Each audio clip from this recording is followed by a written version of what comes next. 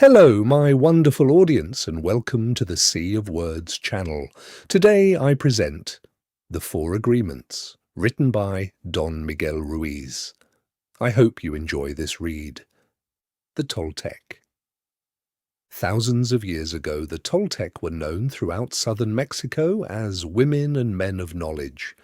Anthropologists have spoken of the Toltec as a nation or a race. But in fact, the Toltec were scientists and artists who formed a society to explore and conserve the spiritual knowledge and practices of the ancient ones. They came together as masters, naguals, and students at Teotihuacan, the ancient city of pyramids outside Mexico City, known as the place where man becomes God. Over the millennia, the naguals were forced to conceal the ancestral wisdom and maintain its existence in obscurity.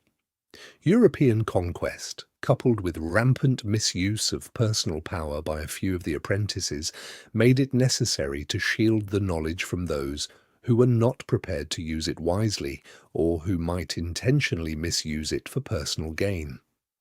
Fortunately, the esoteric Toltec knowledge was embodied and passed on through generations by different lineages of naguals. Though it remained veiled in secrecy for hundreds of years, ancient prophecies foretold the coming of an age when it would be necessary to return the wisdom to the people. Now, Don Miguel Ruiz, a nagual from the Eagle Knight lineage, has been guided to share with us the powerful teachings of the Toltec. Toltec knowledge arises from the same essential unity of truth as all the sacred, esoteric traditions found around the world. Though it is not a religion, it honors all the spiritual masters who have taught on the earth. While it does embrace spirit, it is most accurately described as a way of life, distinguished by the ready accessibility of happiness and love. Introduction. The Smoky Mirror. 3,000 years ago, there was a human, just like you and me, who lived near a city, surrounded by mountains. The human was studying to become a medicine man, to learn the knowledge of his ancestors, but he didn't completely agree with everything he was learning. In his heart, he felt there must be something more. One day, as he slept in a cave, he dreamed that he saw his own body sleeping. He came out of the cave on the night of a new moon. The sky was clear, and he could see millions of stars. Then something happened inside of him that transformed his life forever.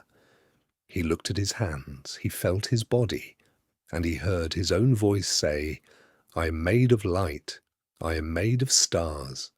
He looked at the stars again, and he realized that it's not the stars that create light, but rather light that creates the stars. Everything is made of light, he said, and the space in between isn't empty. And he knew that everything that exists is one living being, and that light is the messenger of life, because it is alive and contains all information. Then he realized that although he was made of stars, he was not those stars. I am in between the stars, he thought. So he called the stars the tonal and the light between the stars the nagual, and he knew that what created the harmony and space between the two is life or intent. Without life, the tonal and the nagual could not exist. Life is the force of the absolute, the supreme, the creator who creates everything. This is what he discovered. Everything in existence is a manifestation of the one living being we call God. Everything is God. And he came to the conclusion that human perception is merely light perceiving light. He also saw that matter is a mirror. Everything is a mirror that reflects light and creates images of that light, and the world of illusion, the dream, is just like smoke which doesn't allow us to see what we really are. The real us is pure love, pure light, he said. This realization changed his life. Once he knew what he really was, he looked around at other humans and the rest of nature, and he was amazed at what he saw. He saw himself in everything. in every human, in every animal, in every tree, in the water, in the rain, in the clouds, in the earth. And he saw that life mixed the tonal and the nagual in different ways to create billions of manifestations of life. In those few moments, he comprehended everything. He was very excited, and his heart was filled with peace. He could hardly wait to tell his people what he had discovered, but there were no words to explain it. He tried to tell the others, but they could not understand. They could see that he had changed, that something beautiful was radiating from his eyes and his voice. They noticed that he no longer had judgment about anything or anyone. He was no longer like anyone else. He could understand everyone very well, but no one could understand him. They believed that he was an incarnation of God, and he smiled when he heard this, and he said, "It is true, I am God, but you are also God. We are the same, you and I. We are images of light. We are God." But still the people didn't understand him. He had discovered that he was a mirror for the rest of the people, a mirror in which he could see himself. "Everyone is a mirror," he said. He saw himself in everyone, but nobody saw him as themselves. And he realized that everyone was dreaming, but without awareness, without knowing what they really are. They couldn't see him as themselves because there was a wall of fog or smoke between the mirrors. And that wall of fog was made by the interpretation of images of light, the dream of humans. Then he knew that he would soon forget all that he had learned.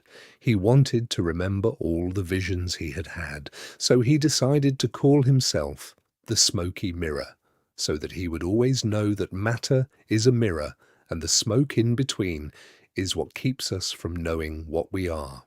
He said, "I am the smoky mirror, because I am looking at myself in all of you, but we don't recognize each other because of the smoke in between us. That smoke is the dream, and the mirror is you, the dreamer. Living is easy with eyes closed, misunderstanding all you see." John Lennon. Domestication and the Dream of the Planet. What you are seeing and hearing right now is nothing but a dream. You are dreaming right now in this moment. You are dreaming with the brain awake. Dreaming is the main function of the mind, and the mind dreams 24 hours a day. It dreams when the brain is awake, and it also dreams when the brain is asleep. The difference is that when the brain is awake, there is a material frame that makes us perceive things in a linear way. When we go to sleep, we do not have the frame, and the dream has the tendency to change constantly. Humans are dreaming all the time. Before we were born, the humans before us created a big outside dream that we will call society's dream, or the dream of the planet. The dream of the planet is the collective dream of billions of smaller personal dreams, which together create a dream of a family, a dream of a community, a dream of a city, a dream of a country, and finally a dream of the whole humanity. The dream of the planet includes all of society's rules, its beliefs, its laws, its religions, its different cultures and ways to be, its governments, schools, social events, and holidays. We are born with the capacity to learn how to dream, and the humans who live before us teach us how to dream the way society dreams. The outside dream has so many rules that when a new human is born, we hook the child's attention and introduce these rules into his or her mind. The outside dream uses mom and dad, the schools, and religion to teach us how to dream.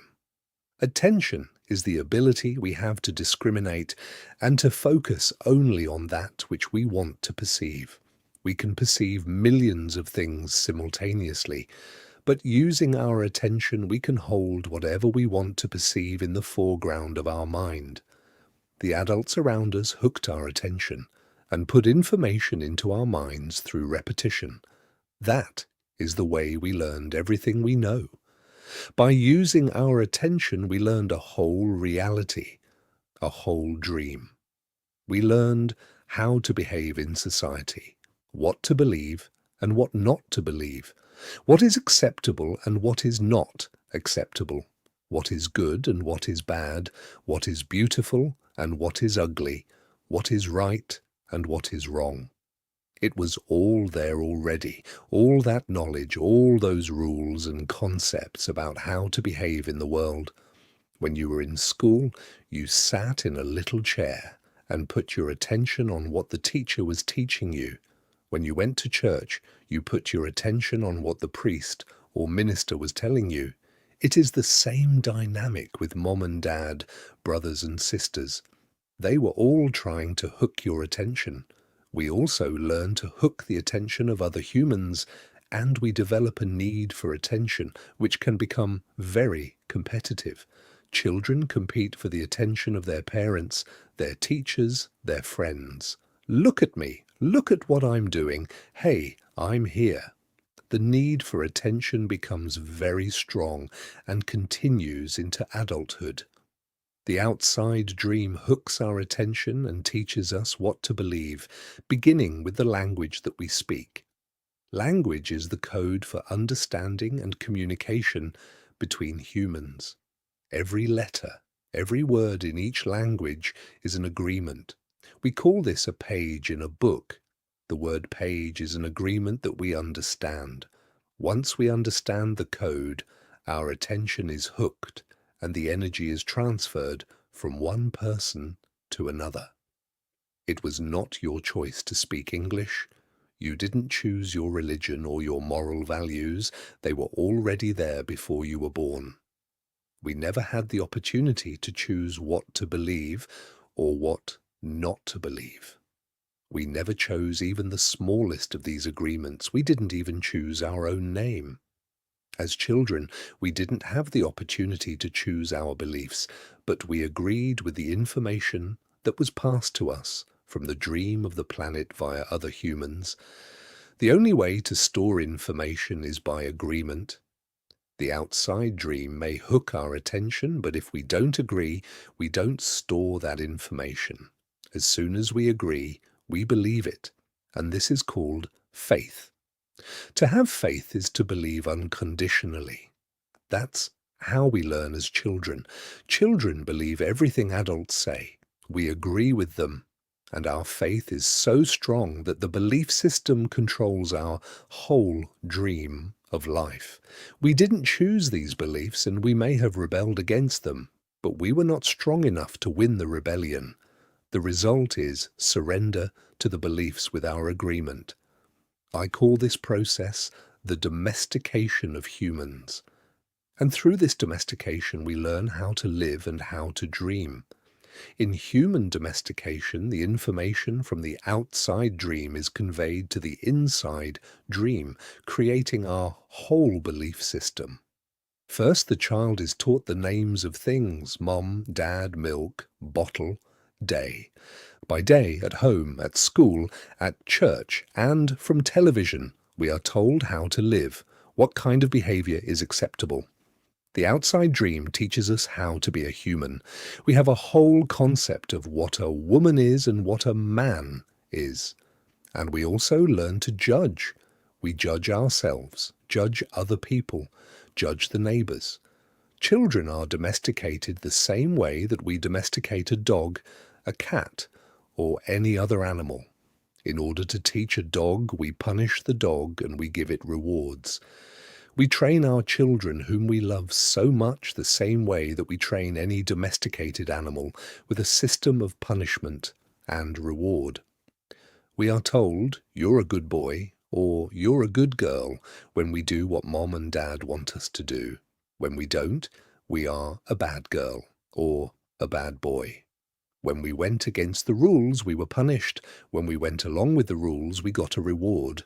We were punished many times a day, and we were also rewarded many times a day.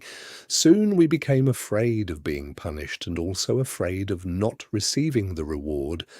The reward is the attention that we got from our parents or from other people, like siblings, teachers, and friends.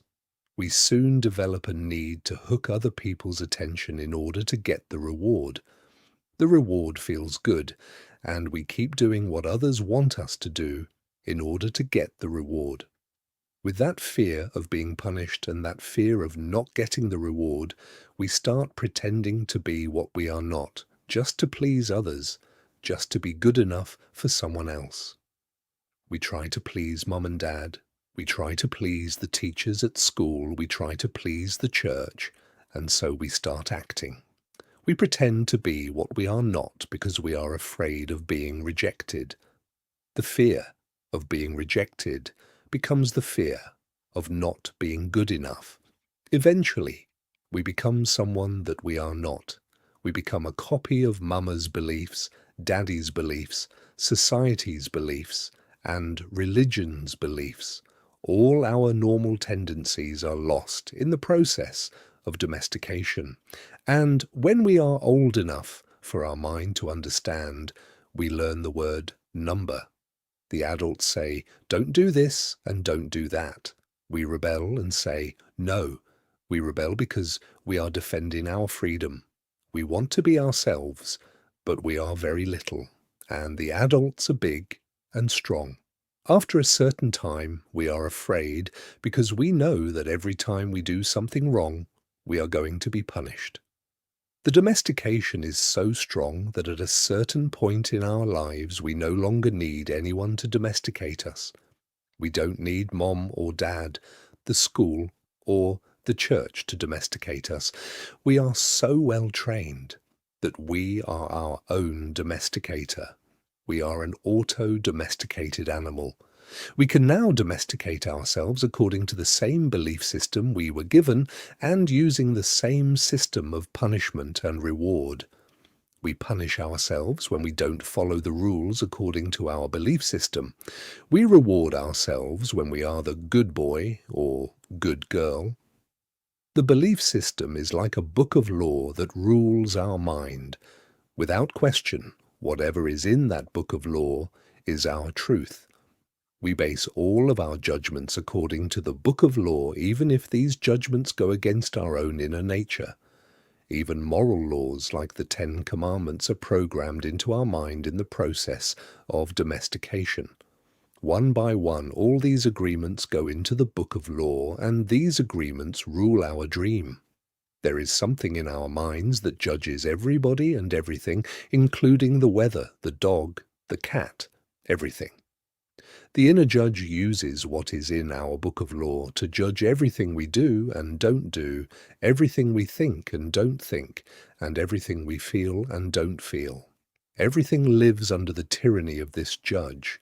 Every time we do something that goes against the book of law, the judge says, we are guilty, we need to be punished, we should be ashamed. This happens many times a day, day after day, for all the years of our lives. There is another part of us that receives the judgments, and this part is called the victim. The victim carries the blame, the guilt, and the shame. It is the part of us that says, poor me, I'm not good enough, I'm not intelligent enough, I'm not attractive enough, I'm not worthy of love, poor me. The big judge agrees and says, yes, you are not good enough. And this is all based on a belief system that we never chose to believe. These beliefs are so strong that even years later, when we are exposed to new concepts and try to make our own decisions, we find that these beliefs still control our lives. Whatever goes against the book of law will make you feel a funny sensation in your solar plexus, and it's called fear. Breaking the rules in the book of law opens your emotional wounds, and your reaction is to create emotional poison, because everything that is in the book of law has to be true. Anything that challenges what you believe is going to make you feel unsafe. Even if the book of law is wrong, it makes you feel safe. That is why we need a great deal of courage to challenge our own beliefs, because even if we know we didn't choose all these beliefs, it is also true that we agreed to all of them. The agreement is so strong that even if we understand the concept of it not being true, we feel the blame, the guilt, and the shame that occur if we go against these rules. Just as the government has a book of laws that rule the society's dream, our belief system is the book of laws that rules our personal dream. All these laws exist in our mind. We believe them, and the judge inside us bases everything on these rules. The judge decrees, and the victim suffers the guilt and punishment. But who says there is justice in this dream? True justice is paying only once for each mistake. True injustice is paying more than once for each mistake. How many times do we pay for one mistake? The answer is thousands of times. The human is the only animal on earth that pays 1,000 times for the same mistake. The rest of the animals pay once for every mistake they make, but not us. We have a powerful memory. We make a mistake, we judge ourselves, we find ourselves guilty, and we punish ourselves. If justice exists, then that was enough. We don't need to do it again. But every time we remember, we judge ourselves again, we are guilty again, and we punish ourselves again and again and again.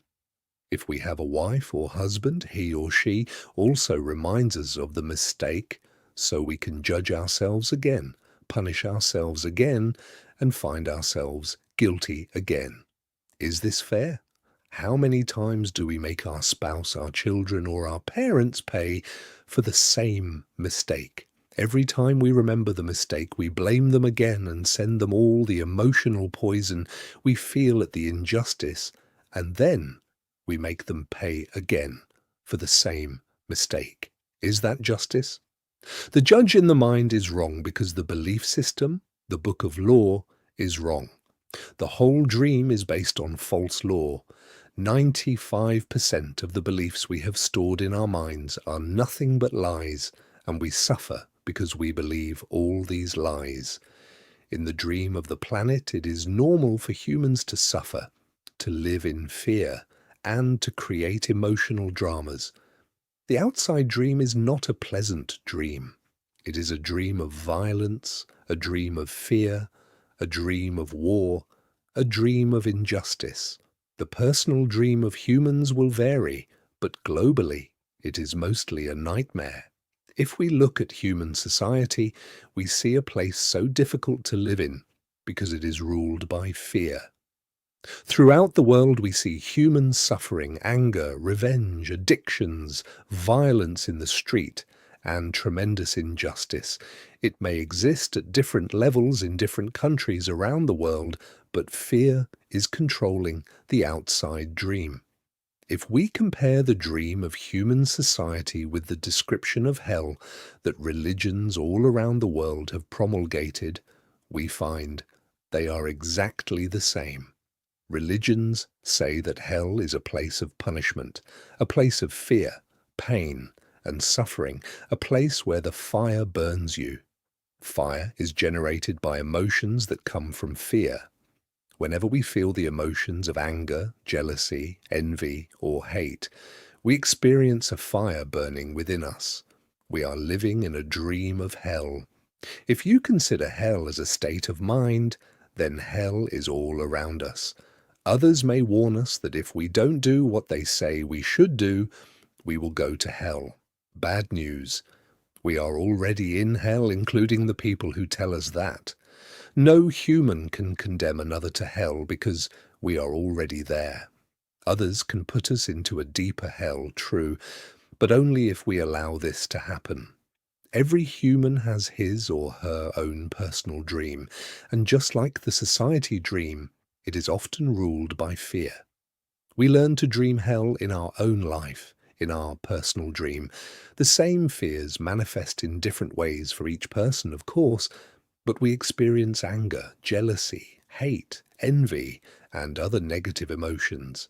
Our personal dream can also become an ongoing nightmare where we suffer and live in a state of fear. But we don't need to dream a nightmare. It is possible to enjoy a pleasant dream. All of humanity is searching for truth, justice, and beauty. We are on an eternal search for the truth because we only believe in the lies we have stored in our mind. We are searching for justice because in the belief system we have, there is no justice. We search for beauty because it doesn't matter how beautiful a person is, we don't believe that person has beauty. We keep searching and searching when everything is already within us. There is no truth to find. Wherever we turn our heads, all we see is the truth. But with the agreements and beliefs we have stored in our mind, we have no eyes for this truth. We don't see the truth because we are blind. What blinds us are all those false beliefs we have in our mind. We have the need to be right and to make others wrong. We trust what we believe, and our beliefs set us up for suffering. It is as if we live in the middle of a fog that doesn't let us see any further than our own nose. We live in a fog that is not even real. This fog is a dream, your personal dream of life, what you believe, all the concepts you have about what you are, all the agreements you have made with others, with yourself, and even with God. Your whole mind is a fog which the Toltecs called a mitote, pronounced maich toi te. Your mind is a dream where 1,000 people talk at the same time, and nobody understands each other. This is the condition of the human mind, a big mitote, and with that big mitote, you cannot see what you really are. In India, they call the mitote Maya, which means illusion. It is the personality's notion of I am. Everything you believe about yourself and the world, all the concepts and programming you have in your mind are all the mitote. We cannot see who we truly are. We cannot see that we are not free. That is why humans resist life. To be alive is the biggest fear humans have. Death is not the biggest fear we have. Our biggest fear is taking the risk to be alive, and express what we really are. Just being ourselves is the biggest fear of humans. We have learned to live our lives trying to satisfy other people's demands. We have learned to live by other people's points of view because of the fear of not being accepted and of not being good enough for someone else. During the process of domestication, we form an image of what perfection is in order to try to be good enough. We create an image of how we should be in order to be accepted by everybody. We especially try to please the ones who love us, like mom and dad, big brothers and sisters, the priests and the teacher. Trying to be good enough for them, we create an image of perfection, but we don't fit this image. We create this image, but this image is not real. We are never going to be perfect from this point of view. Never. Not being perfect? We reject ourselves. And the level of self-rejection depends upon how effective the adults were in breaking our integrity. After domestication, it is no longer about being good enough for anybody else. We are not good enough for ourselves because we don't fit with our own image of perfection. We cannot forgive ourselves for not being what we wish to be, or rather, what we believe we should be. We cannot forgive ourselves for not being perfect. We know we are not what we believe we are supposed to be, and so we feel false, frustrated, and dishonest. We try to hide ourselves and we pretend to be what we are not. The result is that we feel unauthentic and wear social masks to keep others from noticing this. We are so afraid that somebody else will notice that we are not what we pretend to be. We judge others according to our image of perfection as well, and naturally they fall short of our expectations. We dishonor ourselves just to please other people. We even do harm to our physical bodies just to be accepted by others. You see teenagers taking drugs just to avoid being rejected by other teenagers. They are not aware that the problem is that they don't accept themselves. They reject themselves because they are not what they pretend to be. They wish to be a certain way, but they are not, and for this they carry shame and guilt. Humans punish themselves endlessly for not being what they believe they should be. They become very self-abusive, and they use other people to abuse themselves as well. But nobody abuses us more than we abuse ourselves, and it is the judge, the victim, and the belief system that make us do this. True, we find people who say their husband or wife, or mother or father, abused them. But you know that we abuse ourselves much more than that. The way we judge ourselves is the worst judge that ever existed. If we make a mistake in front of people, we try to deny the mistake and cover it up. But as soon as we are alone, the judge becomes so strong, the guilt is so strong, and we feel so stupid, or so bad, or so unworthy. In your whole life, nobody has ever abused you more than you have abused yourself. And the limit of your self-abuse is exactly the limit that you will tolerate from someone else. If someone abuses you a little more than you abuse yourself, you will probably walk away from that person. But if someone abuses you a little less than you abuse yourself, you will probably stay in the relationship and tolerate it endlessly. If you abuse yourself very badly, you can even tolerate someone who beats you up, humiliates you, and treats you like dirt. Why? Because in your belief system you say, I deserve it. This person is doing me a favor by being with me. I'm not worthy of love and respect. I'm not good enough.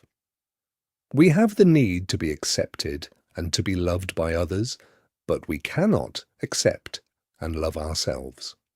The more self-love we have, the less we will experience self-abuse. Self-abuse comes from self-rejection, and self-rejection comes from having an image of what it means to be perfect and never measuring up to that ideal. Our image of perfection is the reason we reject ourselves. It is why we don't accept ourselves the way we are and why we don't accept others the way they are. Prelude to a new dream. There are thousands of agreements you have made with yourself, with other people, with your dream of life, with God, with society, with your parents, with your spouse, with your children.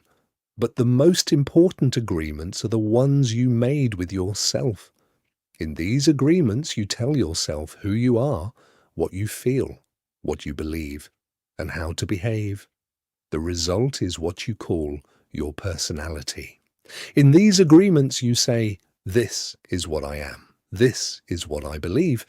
I can do certain things, and some things I cannot do. This is reality. That is fantasy. This is possible. That is impossible. One single agreement is not such a problem, but we have many agreements that make us suffer, that make us fail in life. If you want to live a life of joy and fulfillment, you have to find the courage to break those agreements that are fear-based and claim your personal power.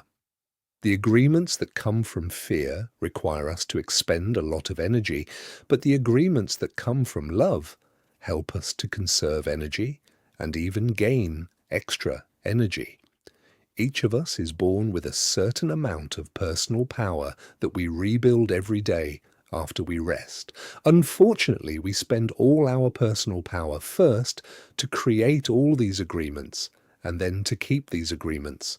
Our personal power is dissipated by all the agreements we have created, and the result is that we feel powerless.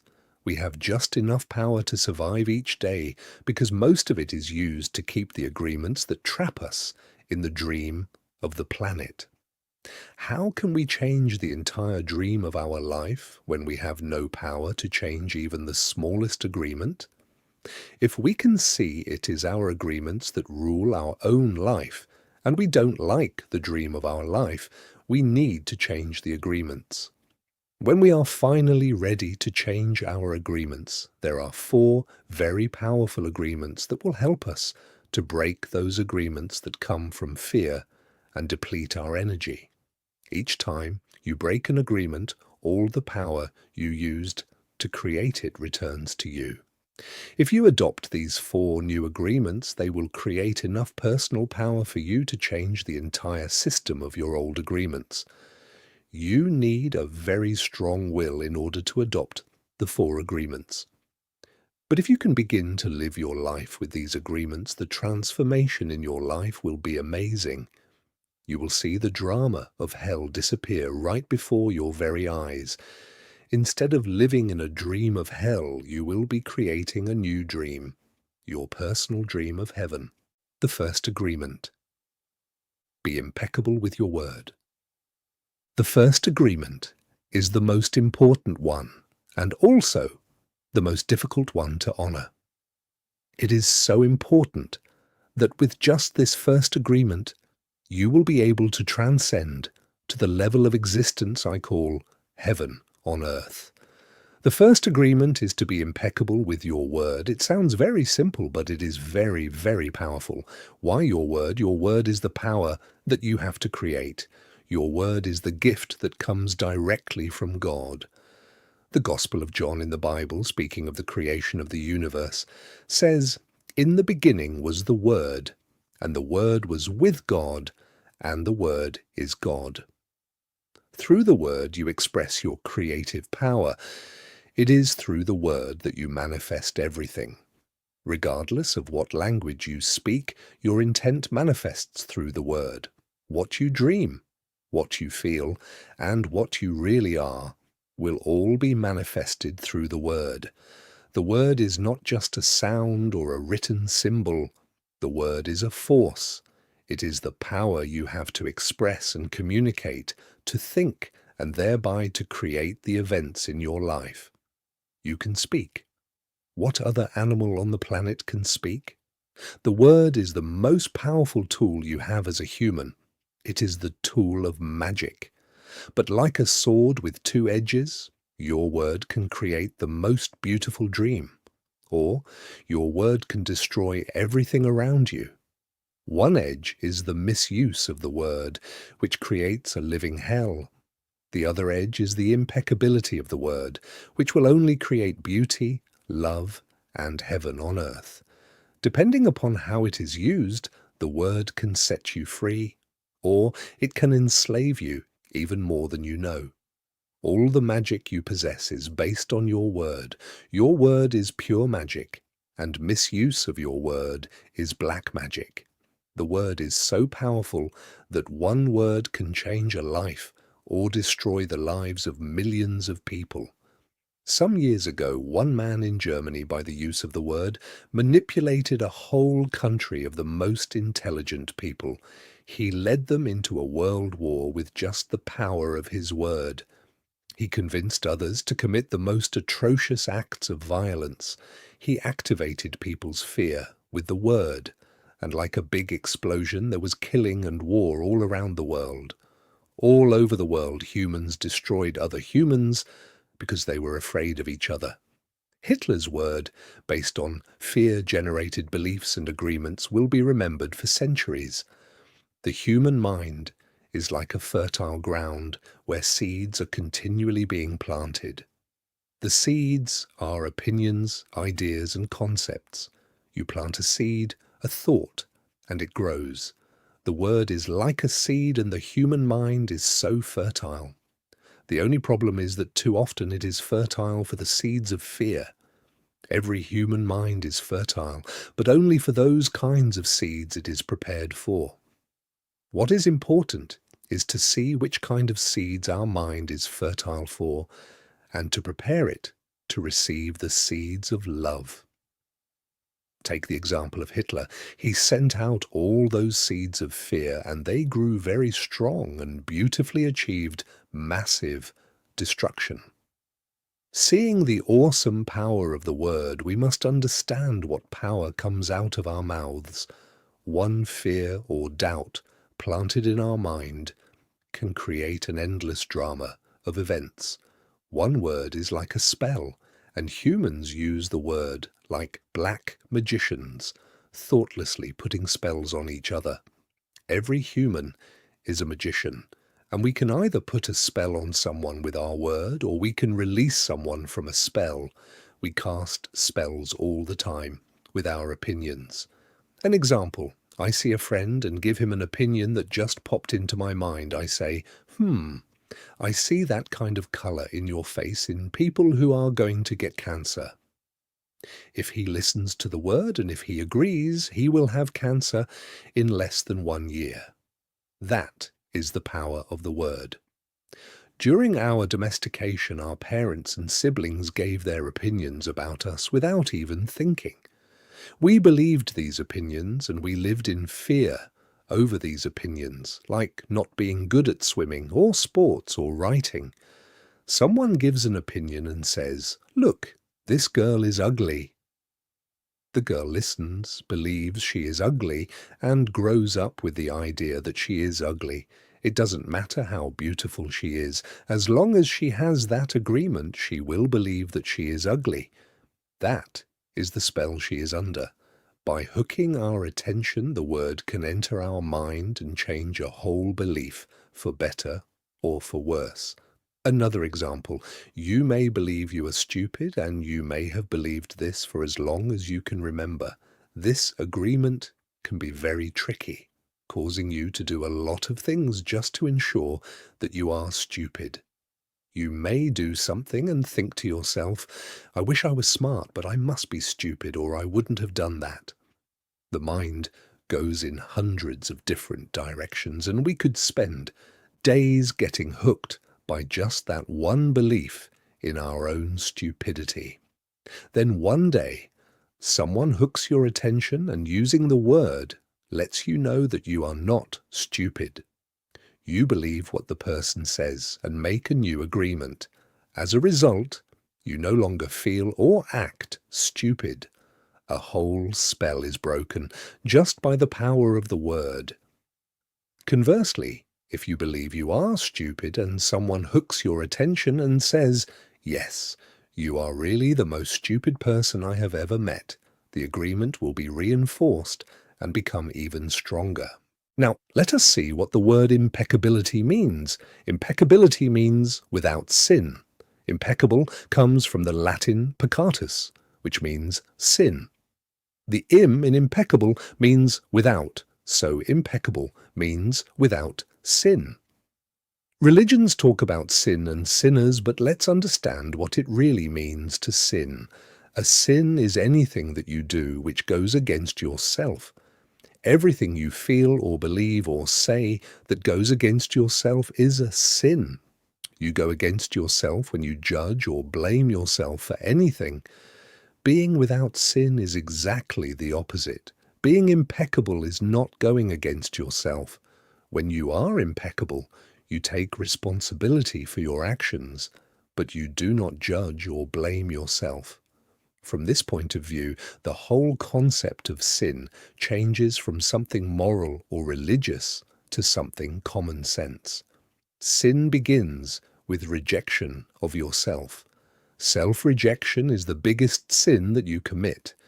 In religious terms, self-rejection is a mortal sin, which leads to death. Impeccability, on the other hand, leads to life. Being impeccable with your word is not using the word against yourself. If I see you in the street and I call you stupid, it appears that I'm using the word against you.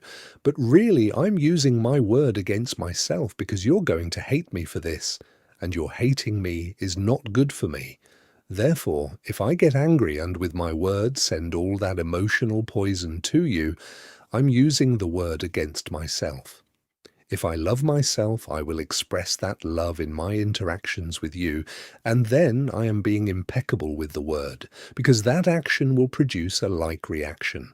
If I love you, then you will love me. If I insult you, you will insult me. If I have gratitude for you, you will have gratitude for me. If I'm selfish with you, you will be selfish with me. If I use the word to put a spell on you, you are going to put a spell on me. Being impeccable with your word is the correct use of your energy.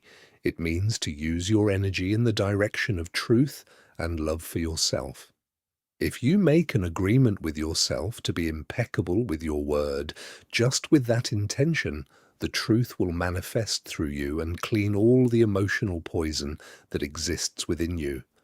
But making this agreement is difficult because we have learned to do precisely the opposite. We have learned to lie as a habit of our communication with others and, more importantly, with ourselves. We are not impeccable with the word. The power of the word is completely misused in hell. We use the word to curse, to blame, to find guilt, to destroy. Of course, we also use it in the right way, but not too often. Mostly we use the word to spread our personal poison, to express anger, jealousy, envy, and hate. The word is pure magic, the most powerful gift we have as humans, and we use it against ourselves. We plan revenge. We create chaos with the word. We use the word to create hate between different races, between different people, between families, between nations. We misuse the word so often, and this misuse is how we create and perpetuate the dream of hell. Misuse of the word is how we pull each other down and keep each other in a state of fear and doubt. Because the word is the magic that humans possess, and misuse of the word is black magic, we are using black magic all the time without knowing that our word is magic at all. There was a woman, for example, who was intelligent and had a very good heart. She had a daughter whom she adored and loved very much. One night, she came home from a very bad day at work, tired, full of emotional tension, and with a terrible headache. She wanted peace and quiet, but her daughter was singing and jumping happily. The daughter was unaware of how her mother was feeling. She was in her own world, in her own dream. She felt so wonderful, and she was jumping and singing louder and louder, expressing her joy and her love. She was singing so loud that it made her mother's headache even worse, and at a certain moment, the mother lost control. Angrily, she looked at her beautiful little girl and said, "Shut up. You have an ugly voice. Can you just shut up?" The truth is that the mother's tolerance for any noise was non-existent. It was not that the little girl's voice was ugly, but the daughter believed what her mother said, and in that moment she made an agreement with herself. After that she no longer sang because she believed her voice was ugly and would bother anyone who heard it. She became shy at school, and if she was asked to sing, she refused. Even speaking to others became difficult for her. Everything changed in the little girl because of this new agreement. She believed she must repress her emotions in order to be accepted and loved. Whenever we hear an opinion and believe it, we make an agreement, and it becomes part of our belief system. This little girl grew up, and even though she had a beautiful voice, she never sang again. She developed a whole complex from one spell. This spell was cast upon her by the one who loved her the most, her own mother. Her mother didn't notice what she did with her word. She didn't notice that she used black magic and put a spell on her daughter. She didn't know the power of her word, and therefore she isn't to blame. She did what her own mother, father, and others had done to her in many ways. They misused the word. How many times do we do this with our own children? We give them these types of opinions, and our children carry that black magic for years and years. People who love us do black magic on us, but they don't know what they do. That is why we must forgive them. They don't know what they do. Another example, you awake in the morning feeling very happy. You feel so wonderful. You stay 1 or 2 hours in front of the mirror, making yourself beautiful. Well, one of your best friends says, "What has happened to you? You look so ugly." Look at the dress you're wearing. You look ridiculous. That's it. That is enough to put you all the way down in hell. Maybe this girlfriend just told you this to hurt you. And she did. She gave you an opinion with all the power of her word behind it. If you accept the opinion, it becomes an agreement now, and you put all your power into that opinion. That opinion becomes black magic. These types of spells are difficult to break. The only thing that can break a spell is to make a new agreement based on truth. The truth is the most important part of being impeccable with your word.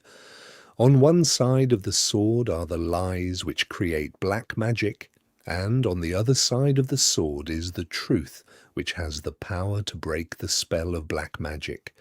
Only the truth will set us free. Looking at everyday human interactions, imagine how many times we cast spells on each other with our word. Over time, this interaction has become the worst form of black magic, and we call it gossip. Gossip is black magic at its very worst because it is pure poison. We learned how to gossip by agreement. When we were children, we heard the adults around us gossiping all the time, openly giving their opinions about other people. They even had opinions about people they didn't know.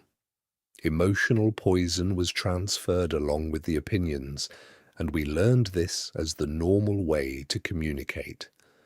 Gossiping has become the main form of communication in human society. It has become the way we feel close to each other, because it makes us feel better to see someone else feel as badly as we do. There is an old expression that says, "Misery likes company," and people who are suffering in hell don't want to be all alone. Fear and suffering are an important part of the dream of the planet. They are how the dream of the planet keeps us down. Using the analogy of the human mind as a computer, gossip can be compared to a computer virus. A computer virus is a piece of computer language written in the same language all the other codes are written in, but with a harmful intent. This code is inserted into the program of your computer when you least expect it, and most of the time without your awareness.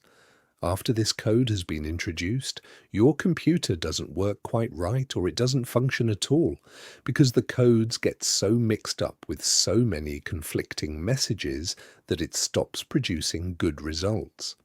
Human gossip works exactly the same way. For example, you are beginning a new class with a new teacher, and you have looked forward to it for a long time. On the first day of class, you run into someone who took the class before who tells you, "Oh, that instructor was such a pompous jerk. He didn't know what he was talking about, and he was a pervert too.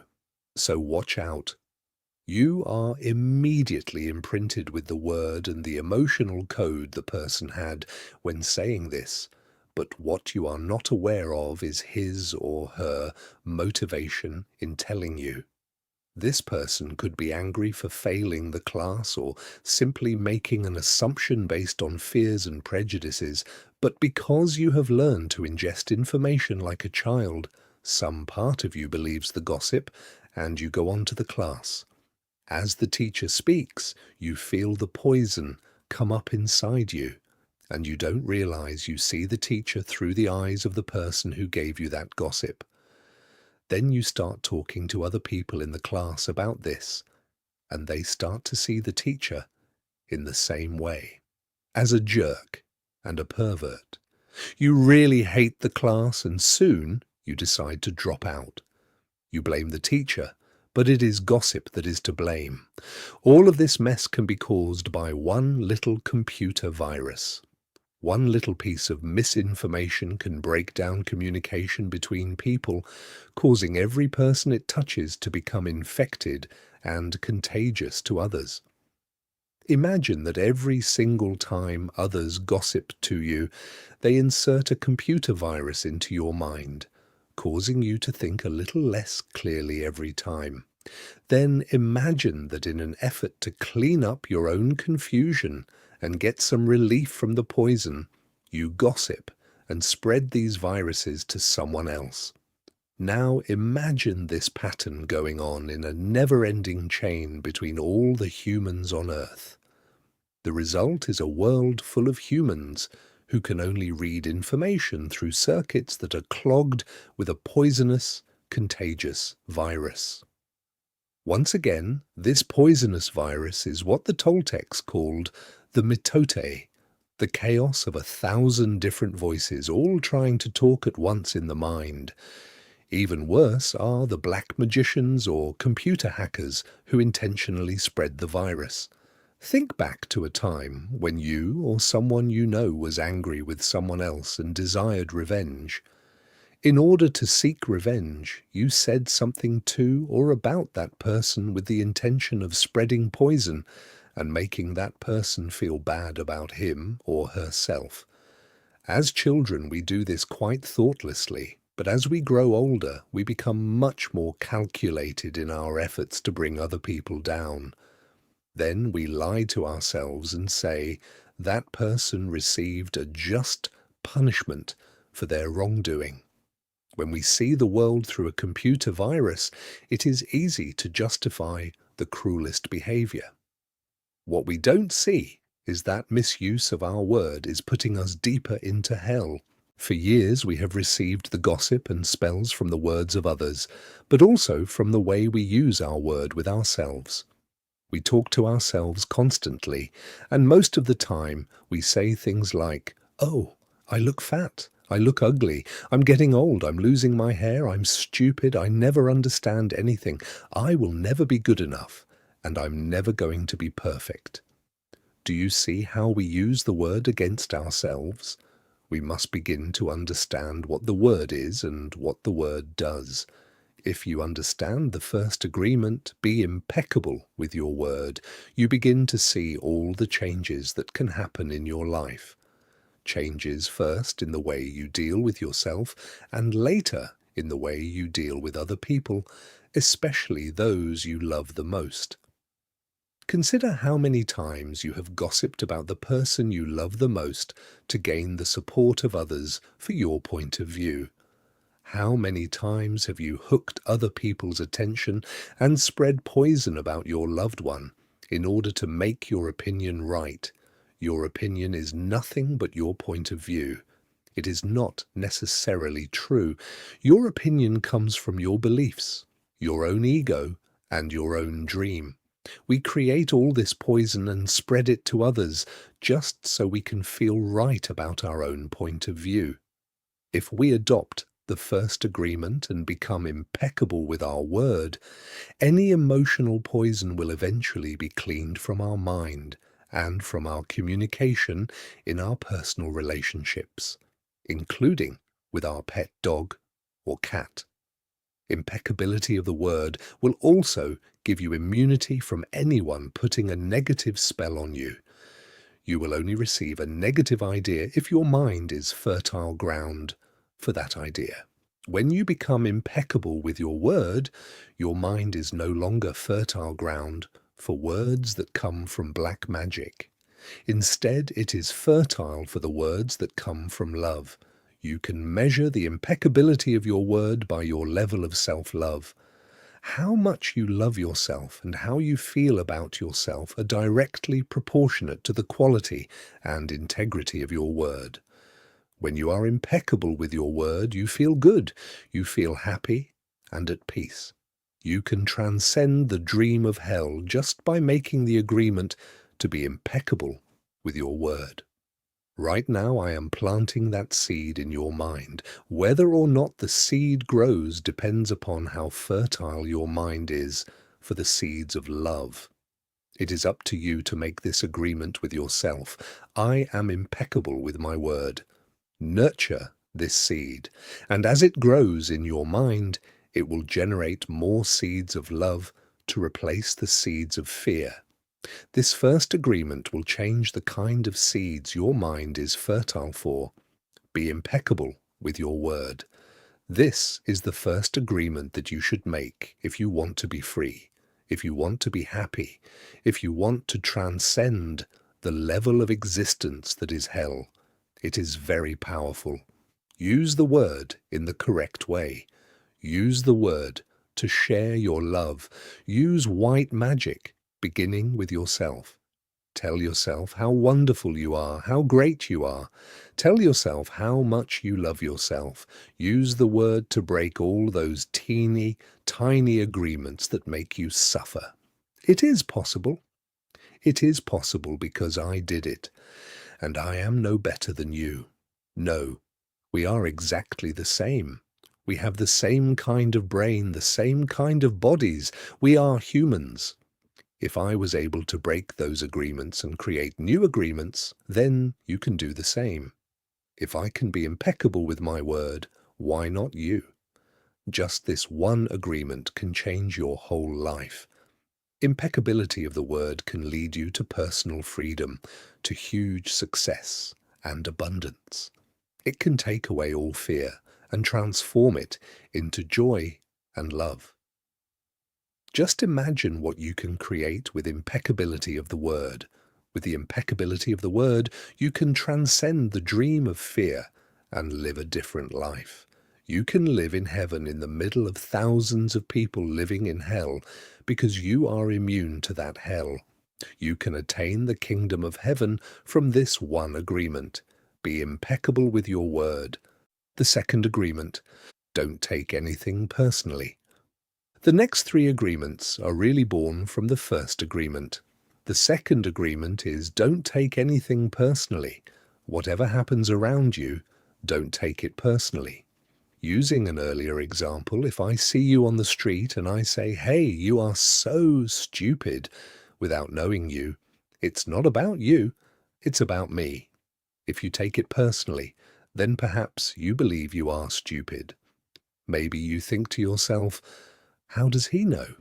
Is he clairvoyant, or can everybody see how stupid I am? You take it personally because you agree with whatever was said. As soon as you agree, the poison goes through you, and you are trapped in the dream of hell.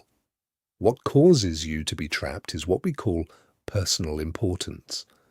Personal importance, or taking things personally, is the maximum expression of selfishness, because we make the assumption that everything is about me. During the period of our education or our domestication, we learn to take everything personally. We think we are responsible for everything. Me, me, me, always me. Nothing other people do is because of you. It is because of themselves. All people live in their own dream, in their own mind. They are in a completely different world from the one we live in. When we take something personally, we make the assumption that they know what is in our world, and we try to impose our world on their world. Even when a situation seems so personal, even if others insult you directly, it has nothing to do with you. What they say, what they do, and the opinions they give are according to the agreements they have in their own minds. Their point of view comes from all the programming they received during domestication. If someone gives you an opinion and says, "Hey, you look so fat," don't take it personally, because the truth is that this person is dealing with his or her own feelings, beliefs, and opinions. That person tried to send poison to you, and if you take it personally, then you take that poison and it becomes yours. Taking things personally makes you easy prey for these predators, the black magicians. They can hook you easily with one little opinion and feed you whatever poison they want. And because you take it personally, you eat it up. You eat all their emotional garbage, and now it becomes your garbage. But if you do not take it personally, you are immune in the middle of hell. Immunity to poison in the middle of hell is the gift of this agreement. When you take things personally, then you feel offended, and your reaction is to defend your beliefs and create conflicts. You make something big out of something so little, because you have the need to be right and make everybody else wrong. You also try hard to be right by giving them your own opinions. In the same way, whatever you feel and do is just a projection of your own personal dream, a reflection of your own agreements. What you say, what you do, and the opinions you have are according to the agreements you have made, and these opinions have nothing to do with me. It is not important to me what you think about me, and I don't take what you think personally. I don't take it personally when people say, "Miguel, you are the best." And I also don't take it personally when they say, "Miguel, you are the worst." I know that when you are happy, you will tell me, "Miguel, you are such an angel." But when you are mad at me, you will say, "Oh, Miguel, you are such a devil. You are so disgusting. How can you say those things?" Either way, it does not affect me because I know what I am. I don't have the need to be accepted. I don't have the need to have someone tell me, "Miguel, you are doing so good," or "How dare you do that?" No, I don't take it personally. Whatever you think, whatever you feel, I know is your problem and not my problem. It is the way you see the world. It is nothing personal because you are dealing with yourself, not with me. Others are going to have their own opinion according to their belief system, so nothing they think about me is really about me, but it is about them. You may even tell me, "Miguel, what you are saying is hurting me," but it is not what I am saying that is hurting you. It is that you have wounds that I touch by what I have said. You are hurting yourself. There is no way that I can take this personally. Not because I don't believe in you or don't trust you, but because I know that you see the world with different eyes, with your eyes. You create an entire picture or movie in your mind, and in that picture, you are the director, you are the producer, you are the main actor or actress. Everyone else is a secondary actor or actress. It is your movie. The way you see that movie is according to the agreements you have made with life. Your point of view is something personal to you. It is no one's truth but yours. Then, if you get mad at me, I know you are dealing with yourself. I am the excuse for you to get mad, and you get mad because you are afraid, because you are dealing with fear. If you are not afraid, there is no way you will get mad at me. If you are not afraid, there is no way you will hate me. If you are not afraid, there is no way you will be jealous or sad. If you live without fear, if you love, there is no place for any of those emotions. If you don't feel any of those emotions, it is logical that you will feel good. When you feel good, everything around you is good. When everything around you is great, everything makes you happy. You are loving everything that is around you because you are loving yourself, because you like the way you are, because you are content with you, because you are happy with your life. You are happy with the movie that you are producing, happy with your agreements with life. You are at peace and you are happy. You live in that state of bliss where everything is so wonderful and everything is so beautiful. In that state of bliss, you are making love all the time with everything that you perceive. Whatever people do, feel, think, or say, don't take it personally. If they tell you how wonderful you are, they are not saying that because of you. You know you are wonderful. It is not necessary to believe other people who tell you that you are wonderful. Don't take anything personally. Even if someone got a gun and shot you in the head, it was nothing personal. Even at that extreme, even the opinions you have about yourself are not necessarily true. Therefore, you don't need to take whatever you hear in your own mind personally. The mind has the ability to talk to itself, but it also has the ability to hear information that is available from other realms. Sometimes you hear a voice in your mind and you may wonder where it came from. This voice may have come from another reality in which there are living beings very similar to the human mind. The Toltecs called these beings allies in Europe, Africa, and India. They called them the gods. Our mind also exists in the level of the gods. Our mind also lives in that reality and can perceive that reality.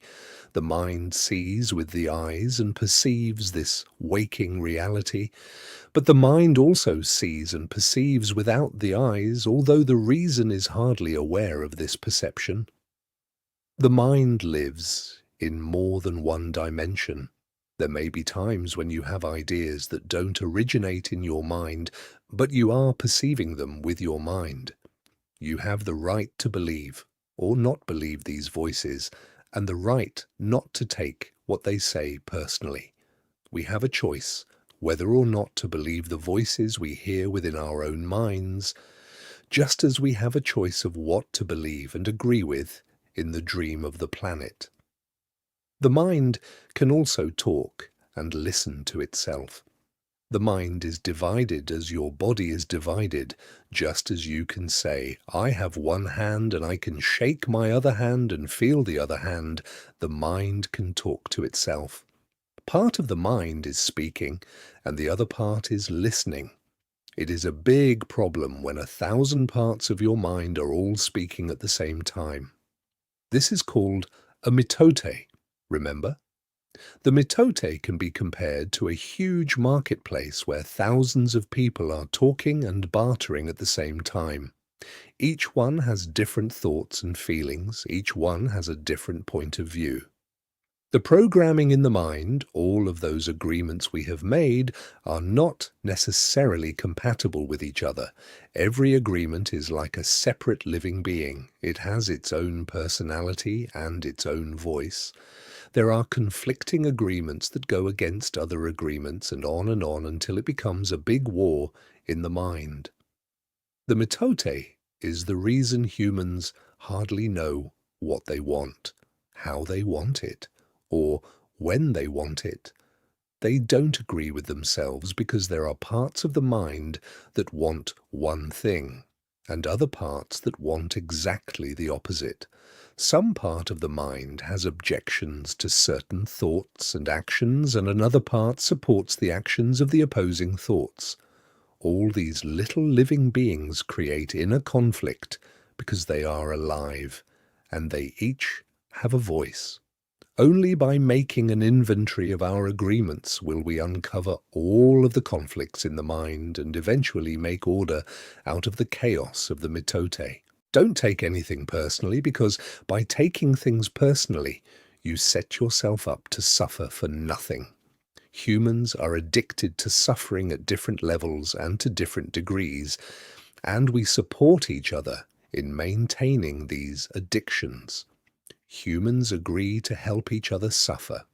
If you have the need to be abused, you will find it easy to be abused by others.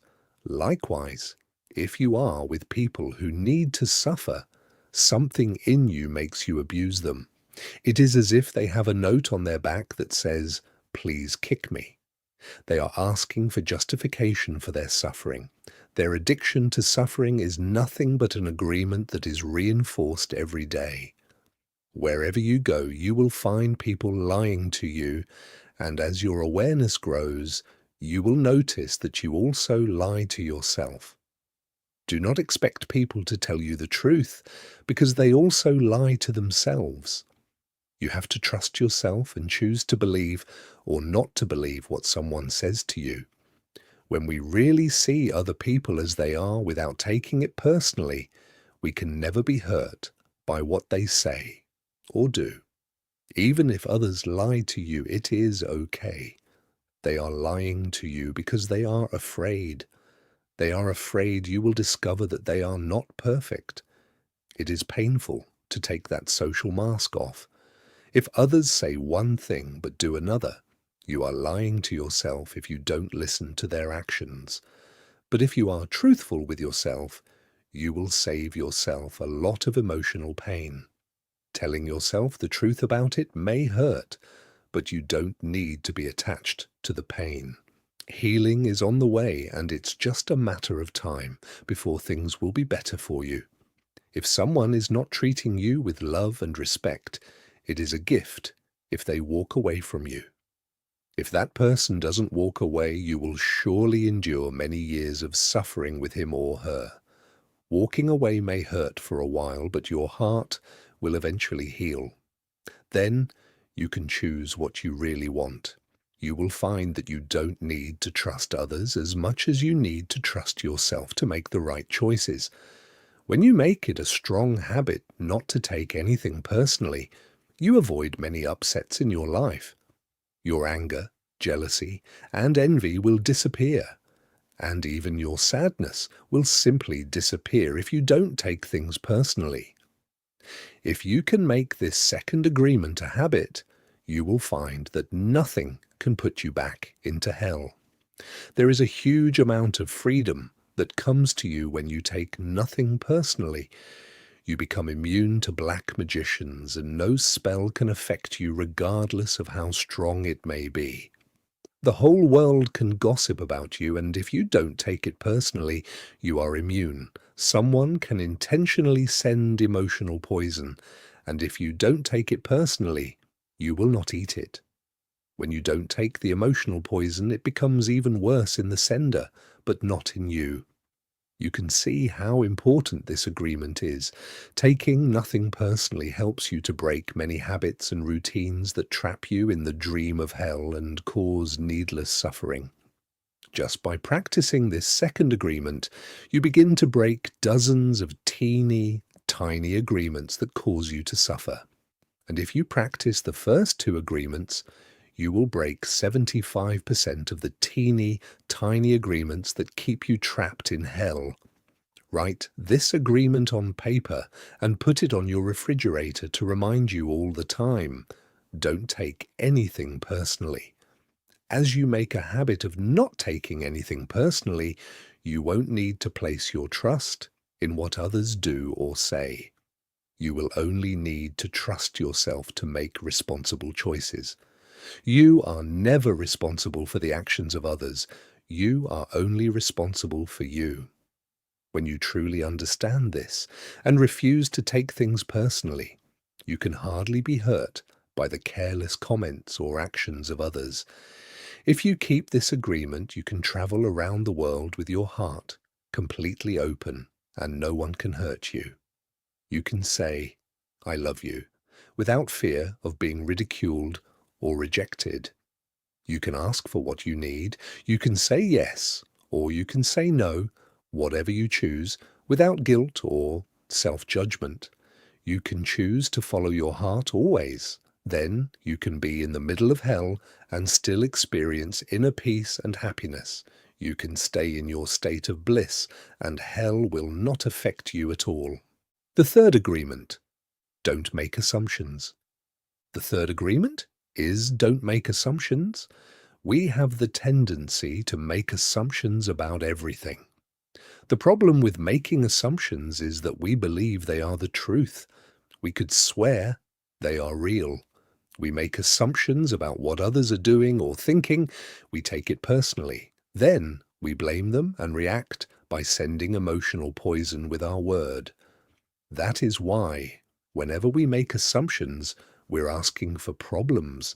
We make an assumption, we misunderstand, we take it personally, and we end up creating a whole big drama for nothing. All the sadness and drama you have lived in your life was rooted in making assumptions and taking things personally. Take a moment to consider the truth of this statement. The whole war of control between humans is about making assumptions and taking things personally. Our whole dream of hell is based on that. We create a lot of emotional poison just by making assumptions and taking it personally, because usually we start gossiping about our assumptions. Remember, gossiping is the way we communicate to each other in the dream of hell and transfer poison to one another. Because we are afraid to ask for clarification, we make assumptions and believe we are right about the assumptions. Then we defend our assumptions and try to make someone else wrong. It is always better to ask questions than to make an assumption, because assumptions set us up for suffering. The big mitote in the human mind creates a lot of chaos which causes us to misinterpret everything and misunderstand everything. We only see what we want to see and hear what we want to hear. We don't perceive things the way they are. We have the habit of dreaming with no basis in reality. We literally dream things up in our imaginations. Because we don't understand something, we make an assumption about the meaning, and when the truth comes out, the bubble of our dream pops, and we find out it was not what we thought it was at all. An example. You are walking in the mall and you see a person you like. That person turns to you and smiles and then walks away. You can make a lot of assumptions just because of this one experience. With these assumptions, you can create a whole fantasy. And you really want to believe this fantasy and make it real. A whole dream begins to form just from your assumptions, and you can believe, oh, this person really likes me. In your mind, a whole relationship begins from that. Maybe you even get married in this fantasy land. But the fantasy is in your mind, in your personal dream. Making assumptions in our relationships is really asking for problems. Often we make the assumption that our partners know what we think and that we don't have to say what we want. We assume they are going to do what we want because they know us so well. If they don't do what we assume they should do, we feel so hurt and say, "You should have known." Another example, you decide to get married and you make the assumption that your partner sees marriage the same way that you do. Then you live together and you find out this is not true. This creates a lot of conflict, but you still don't try to clarify your feelings about marriage. The husband comes home from work and the wife is mad and the husband doesn't know why. Maybe it's because the wife made an assumption. Without telling him what she wants, she makes an assumption that he knows her so well, that he knows what she wants as if he can read her mind. She gets so upset because he fails to meet her expectations. Making assumptions in relationships leads to a lot of fights, a lot of difficulties, a lot of misunderstandings with people we supposedly love. In any kind of relationship, we can make the assumption that others know what we think, and we don't have to say what we want. They are going to do what we want because they know us so well. If they don't do what we want, what we assume they should do, we feel hurt and think, "How could you do that? You should know." Again, we make the assumption that the other person knows what we want. A whole drama is created because we make this assumption and then put more assumptions on top of it. It is very interesting how the human mind works. We have the need to justify everything, to explain and understand everything in order to feel safe. We have millions of questions that need answers because there are so many things that the reasoning mind cannot explain. It is not important if the answer is correct. Just the answer itself makes us feel safe. This is why we make assumptions. If others tell us something, we make assumptions. And if they don't tell us something, we make assumptions to fulfill our need to know and to replace the need to communicate. Even if we hear something and we don't understand, we make assumptions about what it means and then believe the assumptions. We make all sorts of assumptions because we don't have the courage to ask questions. These assumptions are made so fast and unconsciously most of the time because we have agreements to communicate this way. We have agreed that it is not safe to ask questions. We have agreed that if people love us, they should know what we want or how we feel. When we believe something, we assume we are right about it to the point that we will destroy relationships in order to defend our position. We make the assumption that everyone sees life the way we do. We assume that others think the way we think, feel the way we feel, judge the way we judge, and abuse the way we abuse.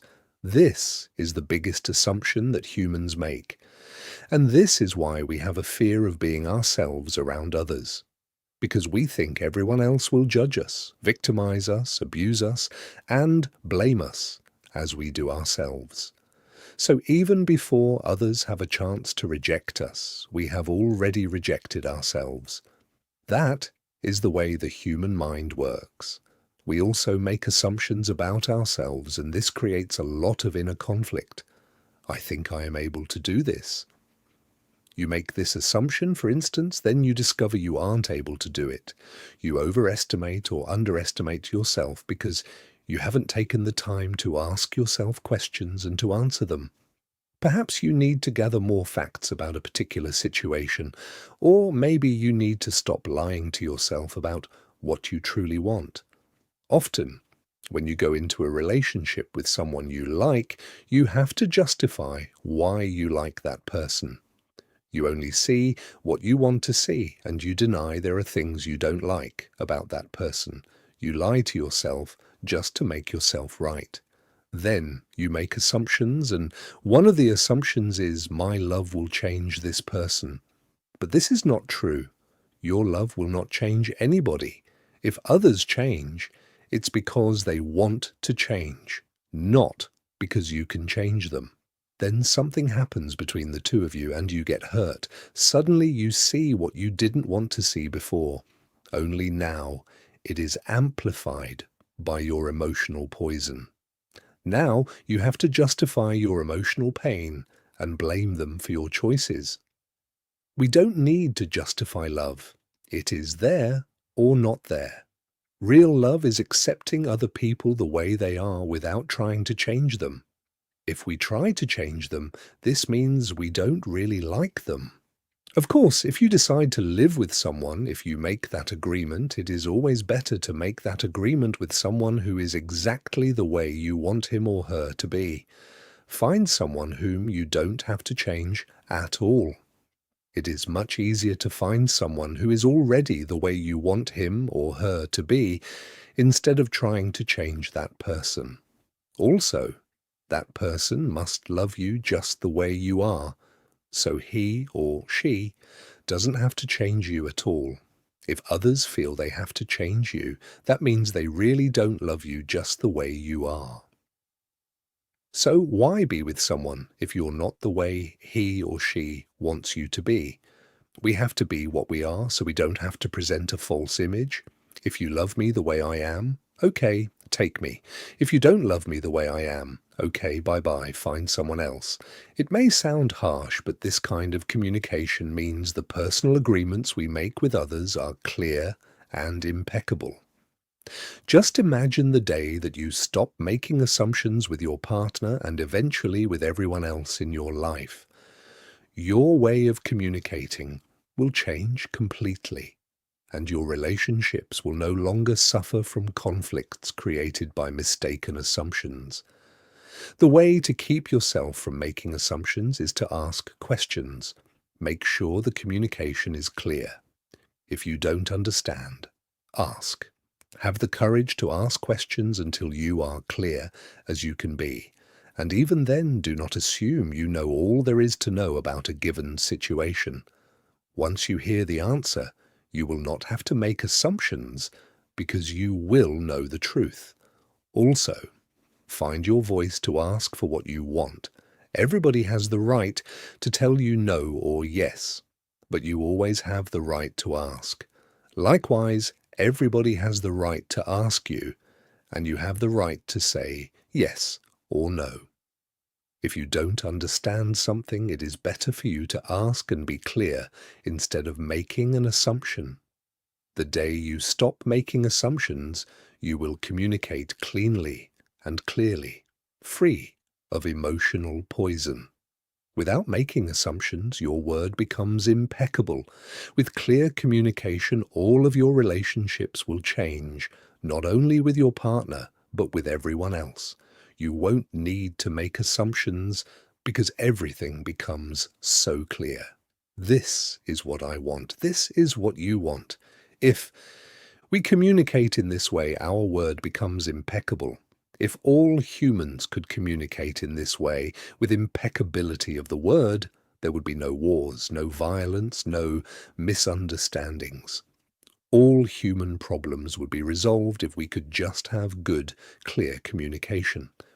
This, then, is the third agreement. Don't make assumptions. Just saying this sounds easy, but I understand that it is difficult to do. It is difficult because we so often do exactly the opposite. We have all these habits and routines that we are not even aware of. Becoming aware of these habits and understanding the importance of this agreement is the first step. But understanding its importance is not enough. Information or an idea is merely the seed in your mind. What will really make the difference is action. Taking the action over and over again strengthens your will, nurtures the seed, and establishes a solid foundation for the new habit to grow. After many repetitions, these new agreements will become second nature, and you will see how the magic of your word transforms you from a black magician into a white magician. A white magician uses the word for creation, giving, sharing, and loving. By making this one agreement a habit, your whole life will be completely transformed. When you transform your whole dream, magic just happens in your life. What you need comes to you easily because Spirit moves freely through you. This is the mastery of intent, the mastery of the Spirit, the mastery of love, the mastery of gratitude, and the mastery of life. This is the goal of the Toltec. This is the path to personal freedom. The fourth agreement: always do your best. There is just one more agreement, but it's the one that allows the other three to become deeply ingrained habits. The fourth agreement is about the action of the first three. Always do your best. Under any circumstance, always do your best. No more and no less. But keep in mind that your best is never going to be the same from one moment to the next. Everything is alive and changing all the time, so your best will sometimes be high quality, and other times it will not be as good. When you wake up refreshed and energized in the morning, your best will be better than when you are tired at night. Your best will be different when you are healthy as opposed to sick, or sober as opposed to drunk. Your best will depend on whether you are feeling wonderful and happy, or upset, angry, or jealous. In your everyday moods, your best can change from one moment to another, from 1 hour to the next, from one day to another. Your best will also change over time. As you build the habit of the 4 new agreements, your best will become better than it used to be. Regardless of the quality, keep doing your best, no more and no less than your best. If you try too hard to do more than your best, you will spend more energy than is needed, and in the end, your best will not be enough. When you overdo, you deplete your body and go against yourself, and it will take you longer to accomplish your goal. But if you do less than your best, you subject yourself to frustrations, self-judgment, guilt, and regrets. Just do your best. In any circumstance in your life. It doesn't matter if you are sick or tired, if you always do your best. There is no way you can judge yourself. And if you don't judge yourself, there is no way you are going to suffer from guilt, blame, and self-punishment. By always doing your best, you will break a big spell that you have been under. There was a man who wanted to transcend his suffering, so he went to a Buddhist temple to find a master to help him. He went to the master and asked, "Master, if I meditate 4 hours a day, how long will it take me to transcend?"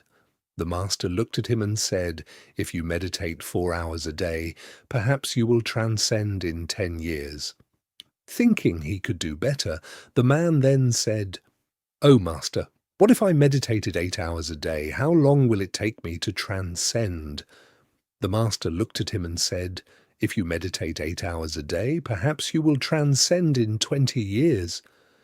But why will it take me longer if I meditate more? The man asked.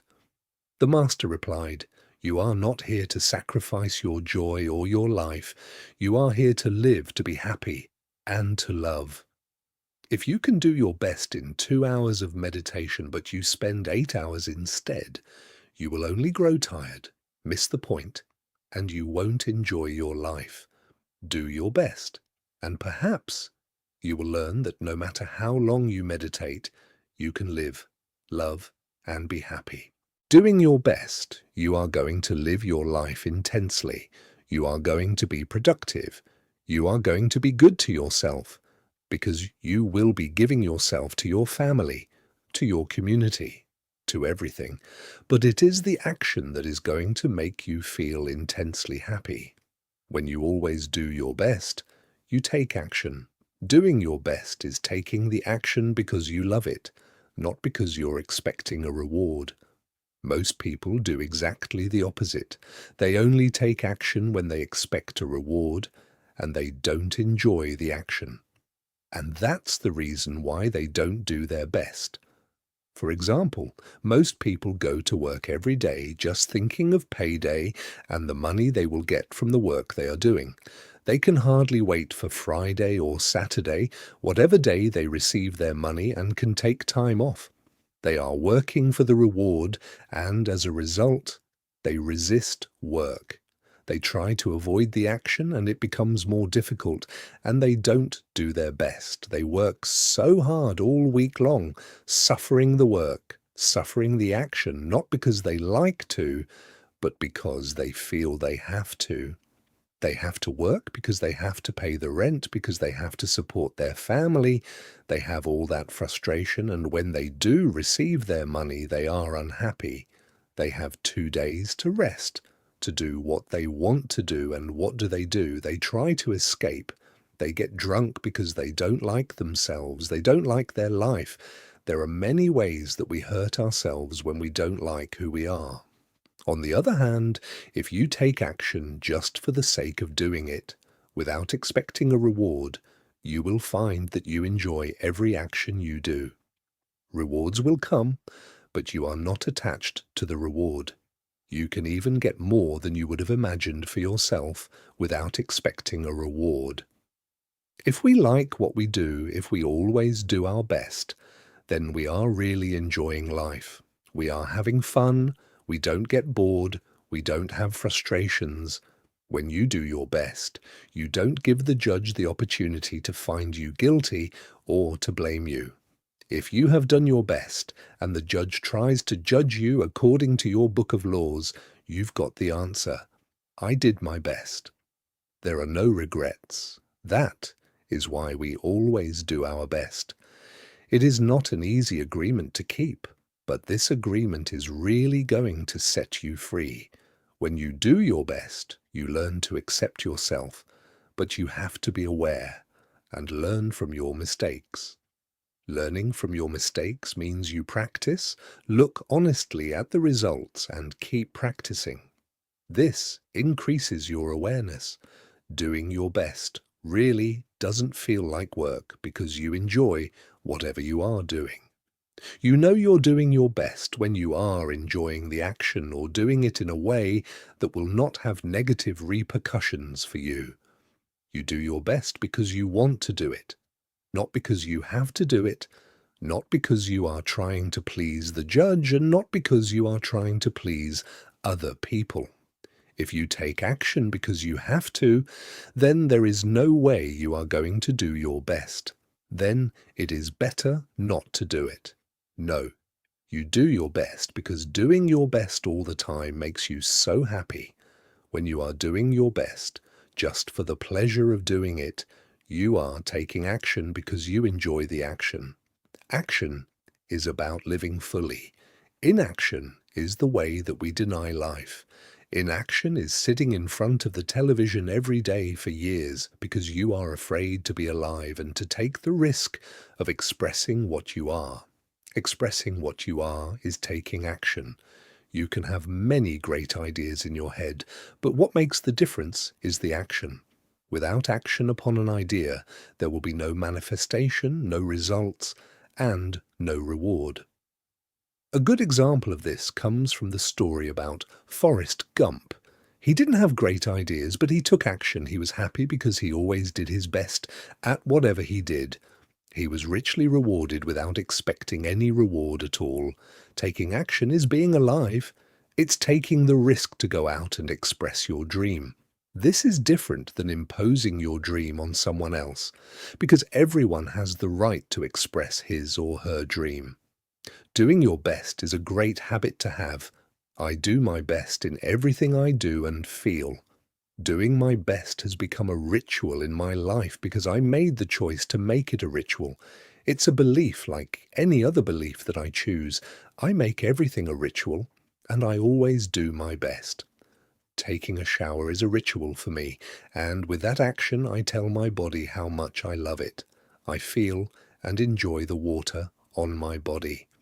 I do my best to fulfill the needs of my body. I do my best to give to my body and to receive what my body gives to me.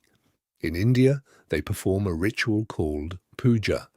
In this ritual, they take idols that represent God in many different forms and bathe them, feed them, and give their love to them. They even chant mantras to these idols.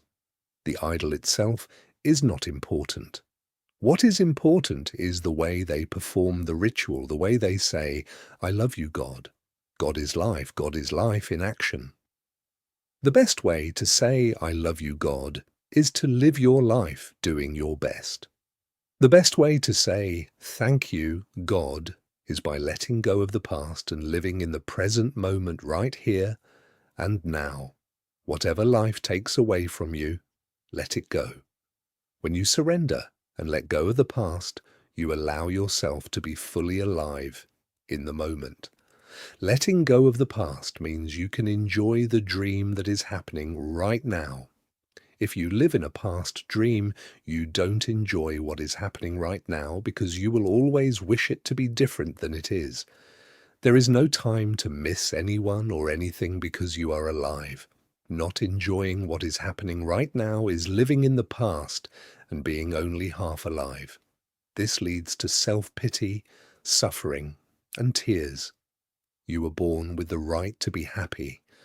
You were born with the right to love, to enjoy, and to share your love. You are alive, so take your life and enjoy it. Don't resist life passing through you, because that is God passing through you. Just your existence proves the existence of God. Your existence proves the existence of life and energy. We don't need to know or prove anything. Just to be, to take a risk and enjoy your life is all that matters. Say no when you want to say no, and yes when you want to say yes. You have the right to be you. You can only be you when you do your best. When you don't do your best, you are denying yourself the right to be you. That's a seed that you should really nurture in your mind. You don't need knowledge or great philosophical concepts. You don't need the acceptance of others. You express your own divinity by being alive and by loving yourself and others. It is an expression of God to say, "Hey, I love you." The first 3 agreements will only work if you do your best. Don't expect that you will always be able to be impeccable with your word. Your routine habits are too strong and firmly rooted in your mind, but you can do your best. Don't expect that you will never take anything personally. Just do your best. Don't expect that you will never make another assumption, but you can certainly do your best. By doing your best, the habits of misusing your word, taking things personally, and making assumptions will become weaker and less frequent with time. You don't need to judge yourself, feel guilty, or punish yourself if you cannot keep these agreements.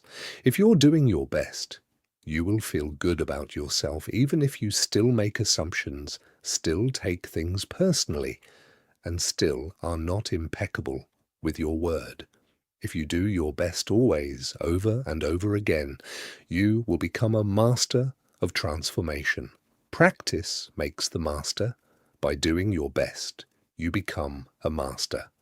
Everything you have ever learned, you learned through repetition. You learned to write, to drive, and even to walk by repetition. You are a master of speaking your language because you practiced. Action is what makes the difference. If you do your best in the search for personal freedom, in the search for self-love, you will discover that it's just a matter of time before you find what you are looking for. It's not about daydreaming or sitting for hours dreaming in meditation. You have to stand up and be a human. You have to honor the man or woman that you are. Respect your body, enjoy your body, love your body, feed, clean, and heal your body. Exercise and do what makes your body feel good. This is a puja to your body, and that is a communion between you and God. You don't need to worship idols of the Virgin Mary, the Christ, or the Buddha. You can if you want to. If it feels good, do it. Your own body is a manifestation of God, and if you honor your body, everything will change for you. When you practice giving love to every part of your body, you plant seeds of love in your mind, and when they grow, you will love, honor, and respect your body immensely. Every action then becomes a ritual in which you are honoring God. After that, the next step is honoring God with every thought, every emotion, every belief, even what is right or wrong. Every thought becomes a communion with God, and you will live a dream without judgments, victimization, and free of the need to gossip and abuse yourself. When you honor these 4 agreements together, there is no way that you will live in hell. There is no way. If you are impeccable with your word, if you don't take anything personally, if you don't make assumptions, if you always do your best, then you are going to have a beautiful life. You are going to control your life 100%. The 4 agreements are a summary of the mastery of transformation, one of the masteries of the Toltec. You transform hell into heaven. The dream of the planet is transformed into your personal dream of heaven. The knowledge is there, it's just waiting for you to use it. The 4 agreements are there. You just need to adopt these agreements and respect their meaning and power. Just do your best to honor these agreements. You can make this agreement today. I choose to honor the 4 agreements. It's so simple and logical that even a child can understand them. But you must have a very strong will to keep these agreements. Why? Because wherever we go, we find that our path is full of obstacles. Everyone tries to sabotage our commitment to these new agreements, and everything around us is a setup for us to break them. The problem is all the other agreements that are a part of the dream of the planet. They are alive and they are very strong. That's why you need to be a great hunter, a great warrior who can defend these 4 agreements with your life. Your happiness, your freedom, your entire way of living depends on it. The warrior's goal is to transcend this world, to escape from this hell, and never come back. As the Toltecs teach us, the reward is to transcend the human experience of suffering, to become the embodiment of God. That is the reward. We really need to use every bit of power we have to succeed in keeping these agreements. I didn't expect that I could do it at first. I have fallen many times, but I stood up and kept going. And I fell again, and I kept going. I didn't feel sorry for myself. There was no way that I felt sorry for myself. I said, if I fall, I am strong enough. I'm intelligent enough. I can do it. I stood up and kept going. I fell and I kept going, and each time it became easier and easier. Yet, in the beginning, it was so hard, so difficult. So if you fall, do not judge. Do not give your judge the satisfaction of turning you into a victim. No, be tough with yourself. Stand up and make the agreement again. Okay, I broke my agreement to be impeccable with my word. I will start all over again. I'm going to keep the 4 agreements just for today. Today, I will be impeccable with my word. I will not take anything personally. I will not make any assumptions, and I am going to do my best. If you break an agreement, begin again tomorrow, and again the next day. It will be difficult at first, but each day will become easier and easier, until someday you will discover that you are ruling your life with these 4 agreements, and you will be surprised at the way your life has been transformed. You don't need to be religious or go to church every day. Your love and self-respect are growing and growing. You can do it. If I did it, you can do it also. Do not be concerned about the future. Keep your attention on today and stay in the present moment. Just live one day at a time. Always do your best to keep these agreements, and soon it will be easy for you. Today is the beginning of a new dream. The Toltec path to freedom. Breaking old agreements. Everyone talks about freedom. All around the world, different people, different races, different countries are fighting for freedom. But what is freedom? In America, we speak of living in a free country. But are we really free? Are we free to be who we really are? The answer is no, we are not free. True freedom has to do with the human spirit. It is the freedom to be who we really are. Who stops us from being free? We blame the government, we blame the weather, we blame our parents, we blame religion, we blame God. Who really stops us from being free? We stop ourselves. What does it really mean to be free? Sometimes we get married and we say that we lose our freedom. Then we get divorced and we are still not free. What stops us? Why can't we be ourselves? We have memories of long ago when we used to be free and we loved being free, but we have forgotten what freedom really means.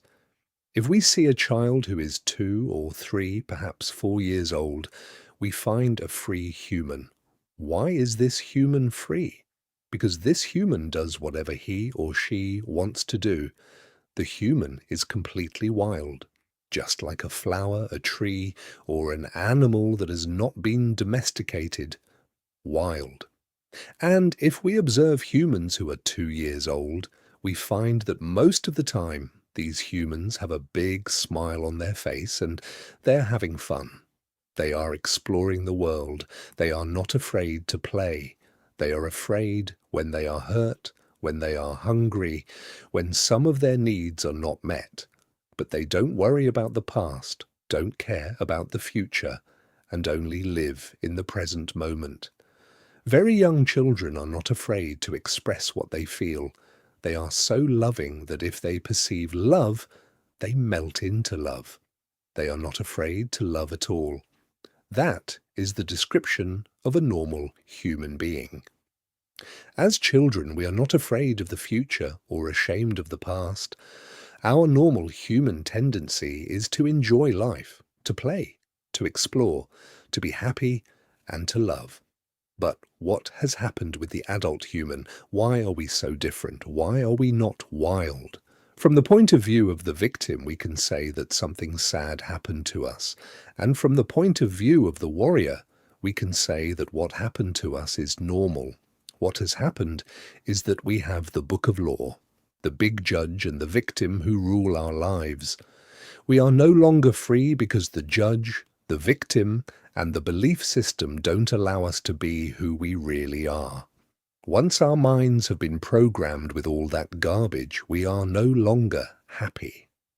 This chain of training from human to human, from generation to generation, is perfectly normal in human society. You don't need to blame your parents for teaching you to be like them. What else could they teach you but what they know? They did the best they could, and if they abused you, it was due to their own domestication, their own fears, their own beliefs. They had no control over the programming they received, so they couldn't have behaved any differently. There is no need to blame your parents or anyone who abused you in your life, including yourself. but it is time to stop the abuse. It is time to free yourself of the tyranny of the judge by changing the foundation of your own agreements. It is time to be free from the role of the victim. The real you is still a little child who never grew up. Sometimes that little child comes out when you're having fun or playing, when you feel happy, when you are painting or writing poetry, or playing the piano, or expressing yourself in some way. These are the happiest moments of your life, when the real you comes out, when you don't care about the past and you don't worry about the future. You are childlike. But there is something that changes all that. We call them responsibilities. The judge says, wait a second, you are responsible, you have things to do, you have to work, you have to go to school, you have to earn a living. All these responsibilities come to mind, our face changes and becomes serious again. If you watch children when they are playing adults, you will see their little faces change. Let's pretend I'm a lawyer, and right away their faces change. The adult face takes over. We go to court, and that is the face we see, and that is what we are. We are still children, but we have lost our freedom. The freedom we are looking for is the freedom to be ourselves, to express ourselves.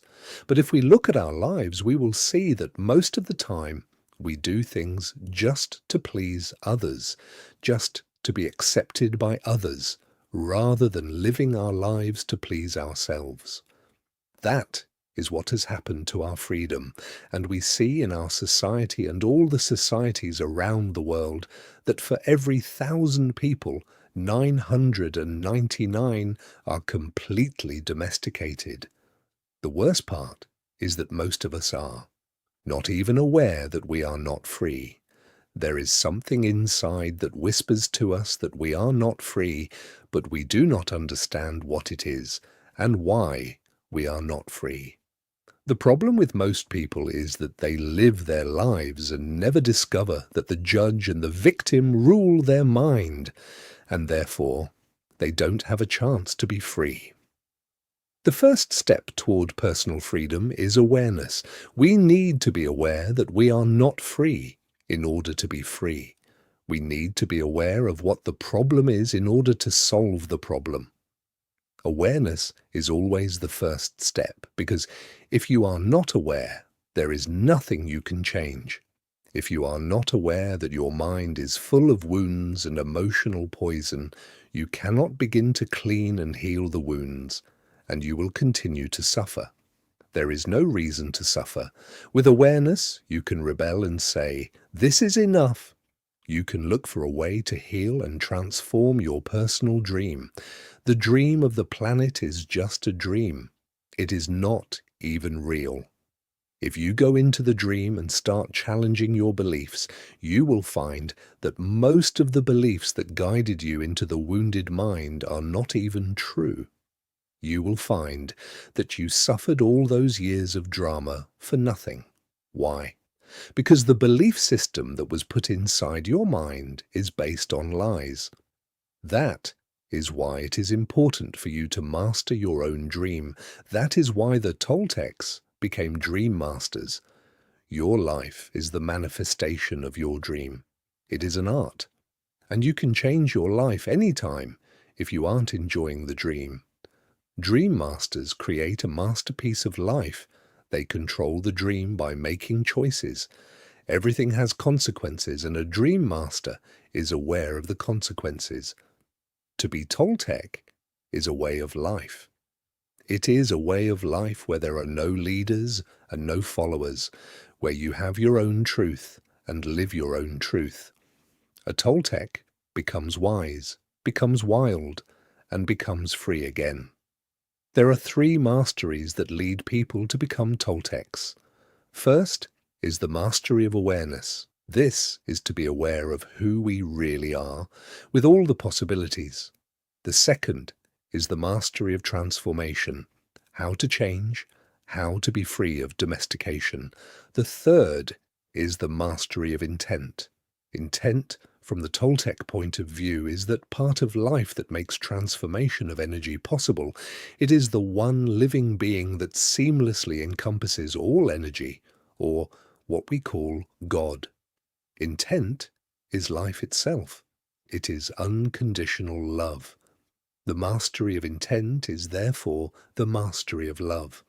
When we talk about the Toltec path to freedom, we find that they have an entire map for breaking free of domestication. They compare the judge, the victim, and the belief system to a parasite that invades the human mind. From the Toltec point of view, all humans who are domesticated are sick.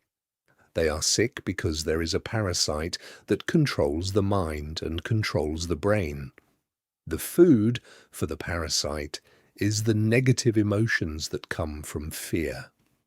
If we look at the description of a parasite, we find that a parasite is a living being who lives off of other living beings, sucking their energy without any useful contribution in return, and hurting their host little by little.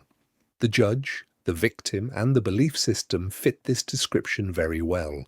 Together they comprise a living being made of psychic or emotional energy, and that energy is alive. Of course, it is not material energy, but neither are emotions material energy. Our dreams are not material energy either, but we know they exist. One function of the brain is to transform material energy into emotional energy. Our brain is the factory of the emotions, and we have said that the main function of the mind is to dream. The Toltecs believe that the parasite, the judge, the victim, and the belief system has control of your mind. It controls your personal dream. The parasite dreams through your mind and lives its life through your body. It survives on the emotions that come from fear and thrives on drama and suffering.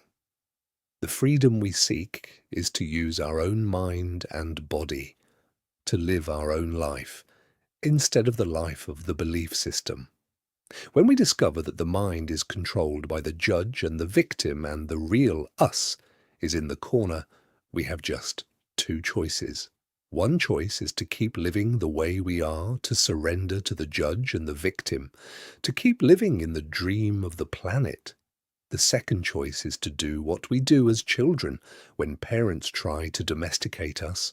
We can rebel and say no, we can declare a war against the parasite, a war against the judge and the victim, a war for our independence, a war for the right to use our own mind and our own brain.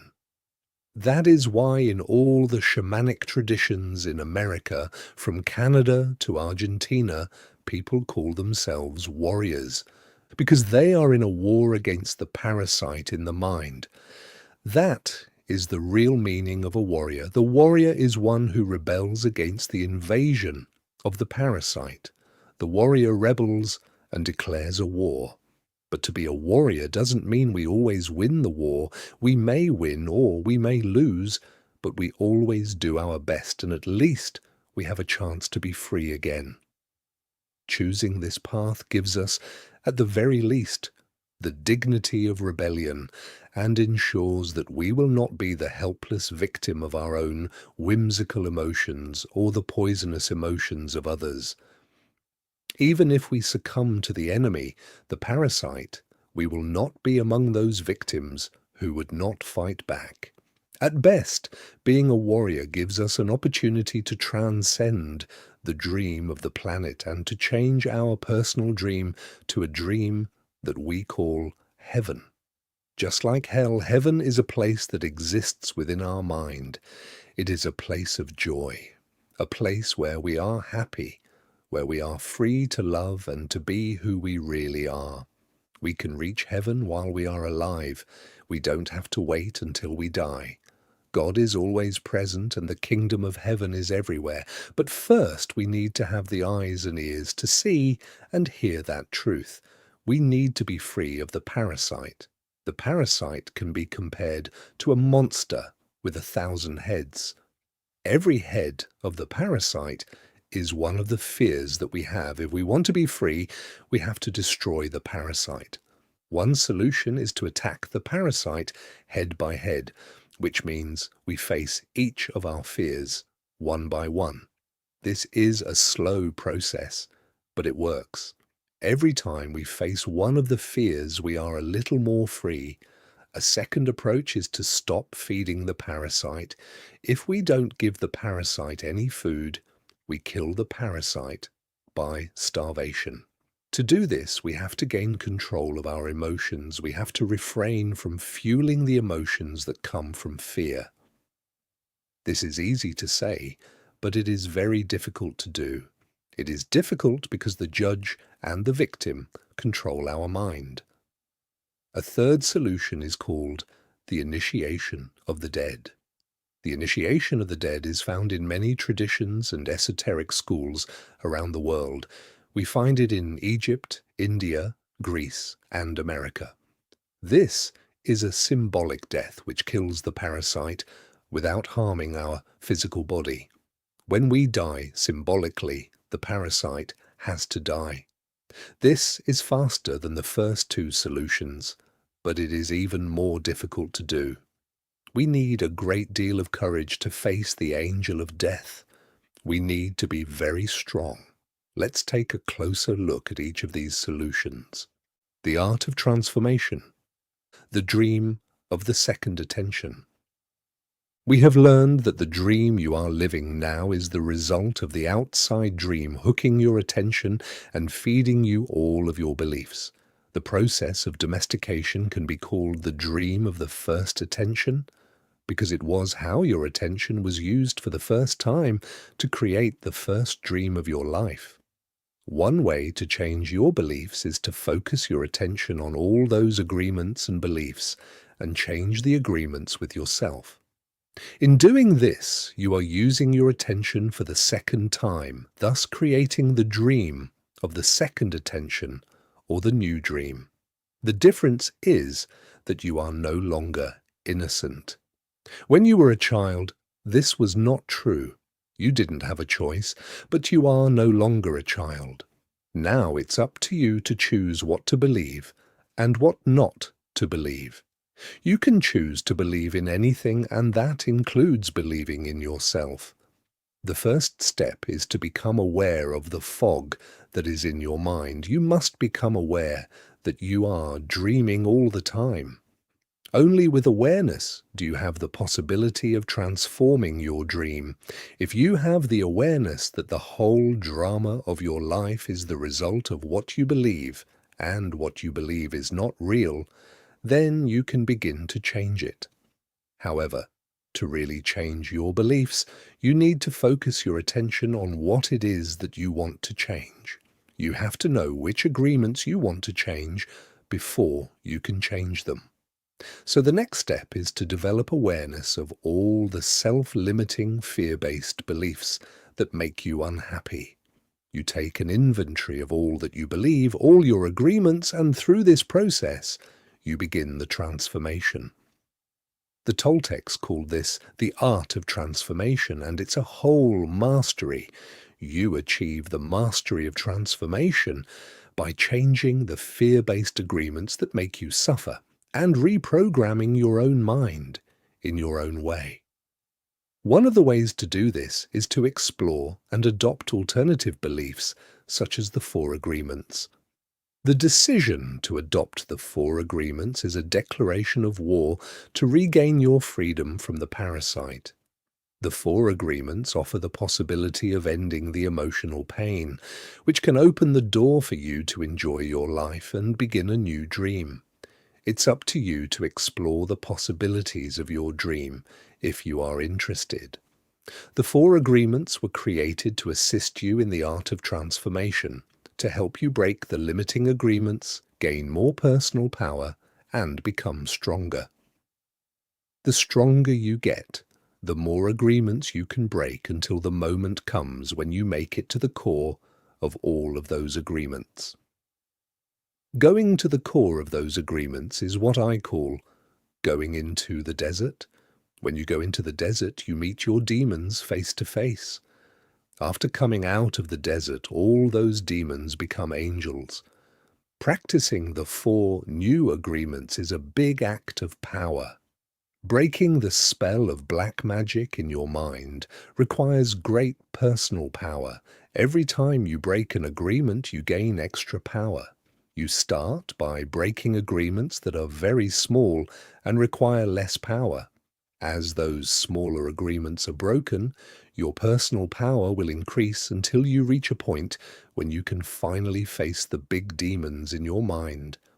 For example, the little girl who was told not to sing is now 20 years old, and she still does not sing. One way she can overcome the belief that her voice is ugly is to say, "Okay, I will try to sing even if I do sing badly." Then she can pretend that someone is clapping and telling her, "Oh, that was beautiful." This may break the agreement a teeny tiny bit, but it will still be there. However, now she has a little more power and courage to try again and again until finally she breaks the agreement. That's one way out of the dream of hell. But for every agreement you break that makes you suffer, you will need to replace it with a new agreement that makes you happy. This will keep the old agreement from coming back. If you occupy the same space with a new agreement, then the old agreement is gone forever, and in its place is the new agreement. There are many strong beliefs in the mind that can make this process look hopeless. This is why you need to go step by step and be patient with yourself, because this is a slow process. The way you are living now is the result of many years of domestication. You cannot expect to break the domestication in one day. Breaking agreements is very difficult because we put the power of the word, which is the power of our will, into every agreement we have made. We need the same amount of power to change an agreement. We cannot change an agreement with less power than we used to make the agreement, and almost all our personal power is invested in keeping the agreements we have with ourselves. That's because our agreements are actually like a strong addiction. We are addicted to being the way we are. We are addicted to anger, jealousy, and self-pity. We are addicted to the beliefs that tell us, "I'm not good enough. I'm not intelligent enough. Why even try? Other people will do it because they're better than me." All of these old agreements which rule our dream of life are the result of repeating them over and over again. Therefore, to adopt the 4 agreements, you need to put repetition in action. Practicing the new agreements in your life is how your best becomes better. Repetition makes the master, the discipline of the warrior, controlling your own behavior.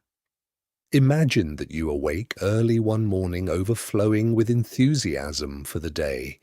You feel good. You are happy and have plenty of energy to face the day. Then at breakfast, you have a big fight with your spouse and a flood of emotion comes out. You get mad, and in the emotion of anger, you spend a lot of personal power. After the fight, you feel drained, and you just want to go and cry. In fact, you feel so tired that you go to your room, collapse, and try to recover. You spend the day wrapped up in your emotions. You have no energy to keep going, and you just want to walk away from everything. Every day, we awake with a certain amount of mental, emotional, and physical energy that we spend throughout the day. If we allow our emotions to deplete our energy, we have no energy to change our lives or to give to others.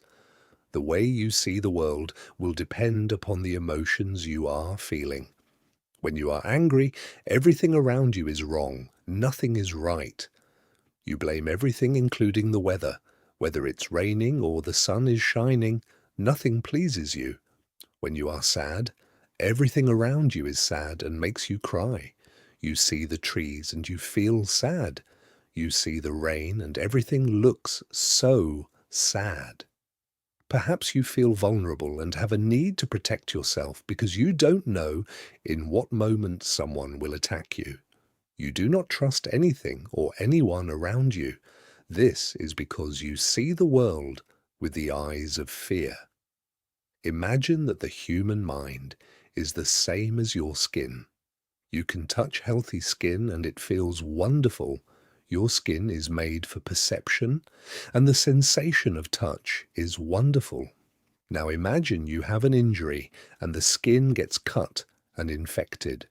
If you touch the infected skin, it is going to hurt, so you try to cover and protect the skin. You will not enjoy being touched because it hurts. Now imagine that all humans have this skin disease. Nobody can touch each other because it is going to hurt. Everyone has wounds on their skin, so the infection is seen as normal. The pain is also considered normal. We believe we are supposed to be that way. Can you imagine how we would behave with each other if all the humans in the world had this skin disease? Of course, we would hardly ever hug each other because it would be too painful. So we would need to create a lot of distance between us. The human mind is exactly like this description of infected skin. Every human has an emotional body completely covered with infected wounds. Each wound is infected with emotional poison, the poison of all the emotions that makes us suffer, such as hate, anger, envy, and sadness. An action of injustice opens a wound in the mind, and we react with emotional poison because of the concepts and beliefs we have about injustice and what is fair. The mind is so wounded and full of poison by the process of domestication that everyone describes the wounded mind as normal. This is considered normal, but I can tell you it is not normal. We have a dysfunctional dream of the planet, and humans are mentally sick with a disease called fear. The symptoms of the disease are all the emotions that make humans suffer: anger, hate, sadness, envy, and betrayal. When the fear is too great, the reasoning mind begins to fail, and we call this mental illness. Psychotic behavior occurs when the mind is so frightened and the wounds so painful that it seems better to break contact with the outside world. If we can see our state of mind as a disease, we find there is a cure. We don't have to suffer any longer. First, we need the truth to open the emotional wounds, take the poison out, and heal the wounds completely. How do we do this?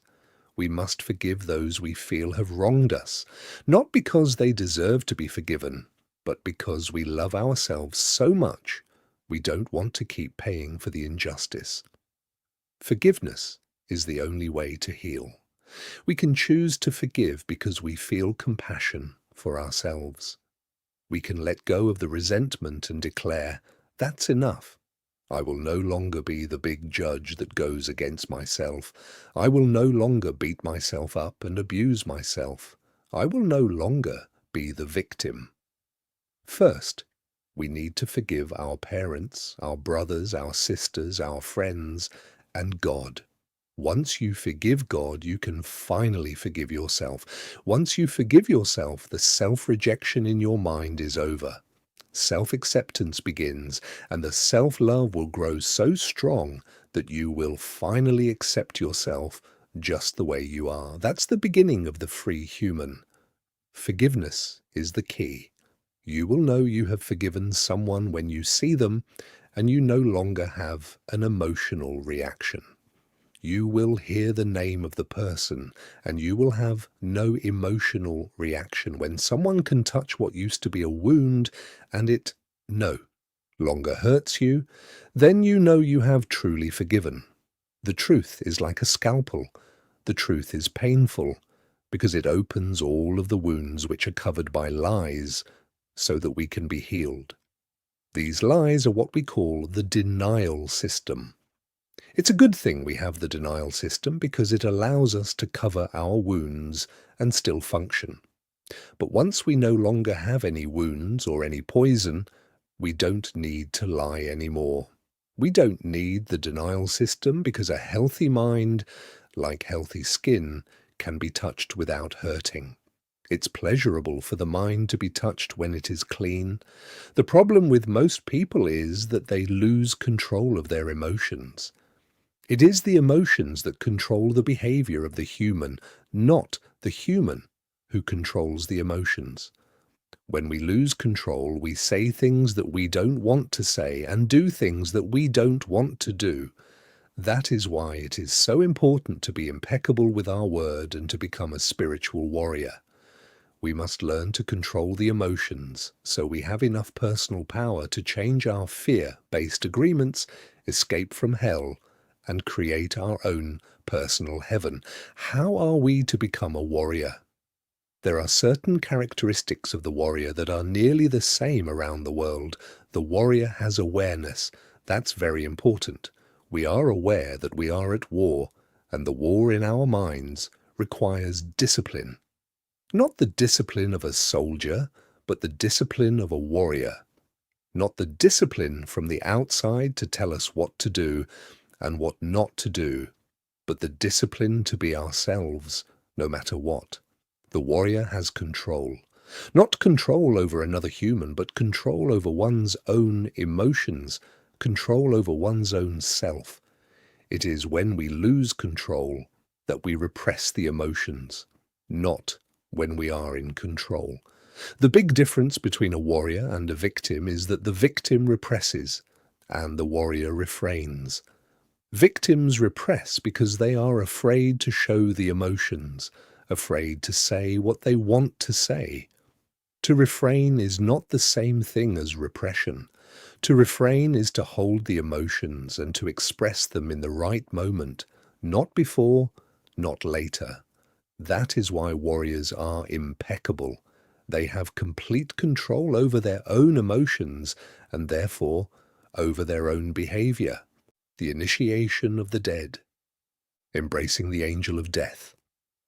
The final way to attain personal freedom is to prepare ourselves for the initiation of the dead, to take death itself as our teacher. What the angel of death can teach us is how to be truly alive. We become aware that we can die at any moment. We have just the present to be alive. The truth is that we don't know if we are going to die tomorrow. Who knows? We have the idea that we have many years in the future. But do we? If we go to the hospital and the doctor tells us that we have 1 week to live, what are we going to do? As we have said before, we have two choices. One is to suffer because we are going to die, and to tell everyone, poor me, I am going to die, and really create a huge drama. The other choice is to use every moment to be happy, to do what we really enjoy doing. If we only have 1 week to live, let's enjoy life. Let's be alive. We can say, I'm going to be myself. No longer am I going to run my life trying to please other people. No longer am I going to be afraid of what they think about me. What do I care what others think if I'm going to die in 1 week? I'm going to be myself. The angel of death can teach us to live every day as if it is the last day of our lives, as if there may be no tomorrow. We can begin each day by saying, I am awake, I see the sun. I am going to give my gratitude to the sun and to everything and everyone because I am still alive. 1 more day to be myself. That is the way I see life. That is what the angel of death taught me. To be completely open, to know that there is nothing to be afraid of. And of course, I treat the people I love with love because this may be the last day that I can tell you how much I love you. I don't know if I'm going to see you again, so I don't want to fight with you. What if I had a big fight with you and I told you all those emotional poisons that I have against you and you die tomorrow? Oops. Oh my God. The judge will get me so bad. And I will feel so guilty for everything that I told you. I will even feel guilty for not telling you how much I love you. The love that makes me happy is the love that I can share with you. Why do I need to deny that I love you? It is not important if you love me back. I may die tomorrow, or you may die tomorrow. What makes me happy now is to let you know how much I love you. You can live your life this way. By doing so, you prepare yourself for the initiation of death. What is going to happen in the initiation of death is that the old dream that you have in your mind is going to die forever. Yes, you are going to have memories of the parasite, of the judge, the victim, and what you used to believe, but the parasite will be dead. That is what is going to die in the initiation of death, the parasite. It is not easy to go for the initiation of death, because the judge and the victim will fight with everything they have. They don't want to die. And we feel we are the ones who are going to die, and we are afraid of this death. When we live in the dream of the planet, it is as if we are dead. Whoever survives the initiation of the dead receives the most wonderful gift, the resurrection. To receive the resurrection is to arise from the dead, to be alive, to be ourselves again. The resurrection is to be like a child, to be wild and free, but with a difference. The difference is that we have freedom with wisdom instead of innocence. We are able to break our domestication, become free again, and heal our mind. We surrender to the angel of death, knowing that the parasite will die, and we will still be alive with a healthy mind and perfect reason. Then we are free to use our own mind and run our own life. That is what, in the Toltec way, the angel of death teaches us. The angel of death comes to us and says, "You see, everything that exists here is mine. It is not yours. Your house, your spouse, your children, your car, your career, your money, everything is mine, and I can take it away when I want to. But for now, you can use it." If we surrender to the angel of death, we will be happy forever and ever. Why? Because the angel of death takes the past away in order to make it possible for life to continue.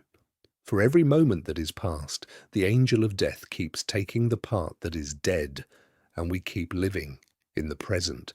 The parasite wants us to carry the past with us, and that makes it so heavy to be alive.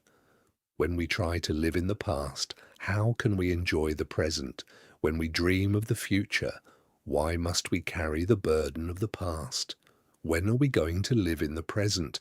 That is what the angel of death teaches us to do. The new dream, heaven on earth.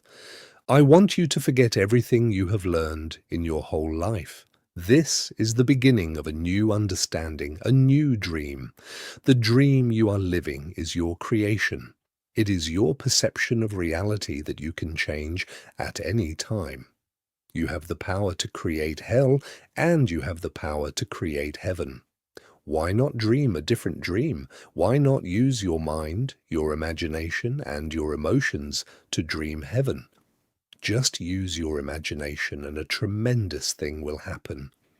Imagine that you have the ability to see the world with different eyes whenever you choose. Each time you open your eyes, you see the world around you in a different way. Close your eyes now, and then open them and look outside. What you will see is love coming out of the trees, love coming out of the sky, love coming out of the light. You will perceive love from everything around you. This is the state of bliss.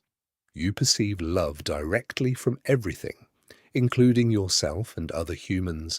Even when humans are sad or angry, behind these feelings, you can see that they are also sending love.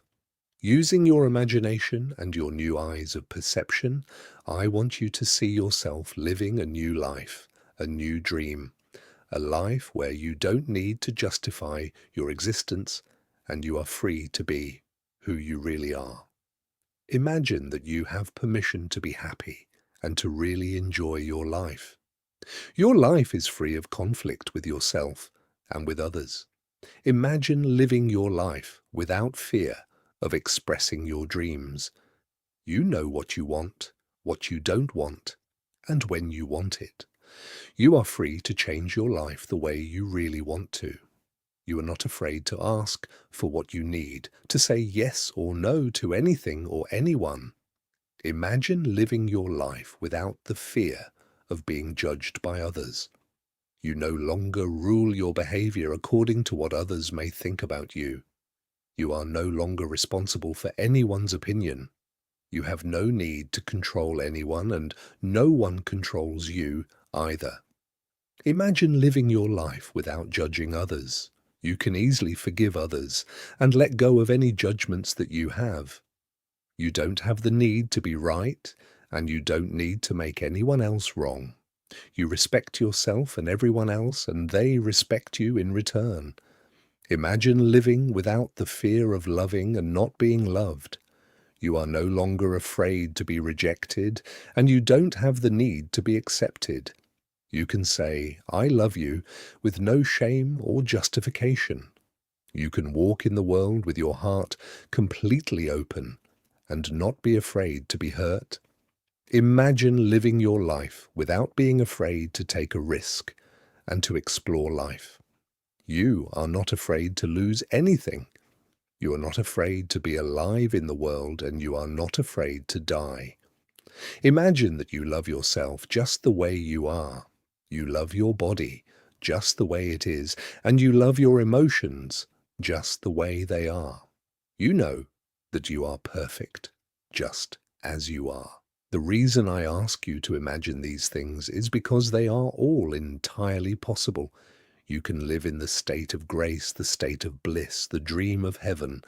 But in order to experience this dream, you must first understand what it is. Only love has the ability to put you in that state of bliss.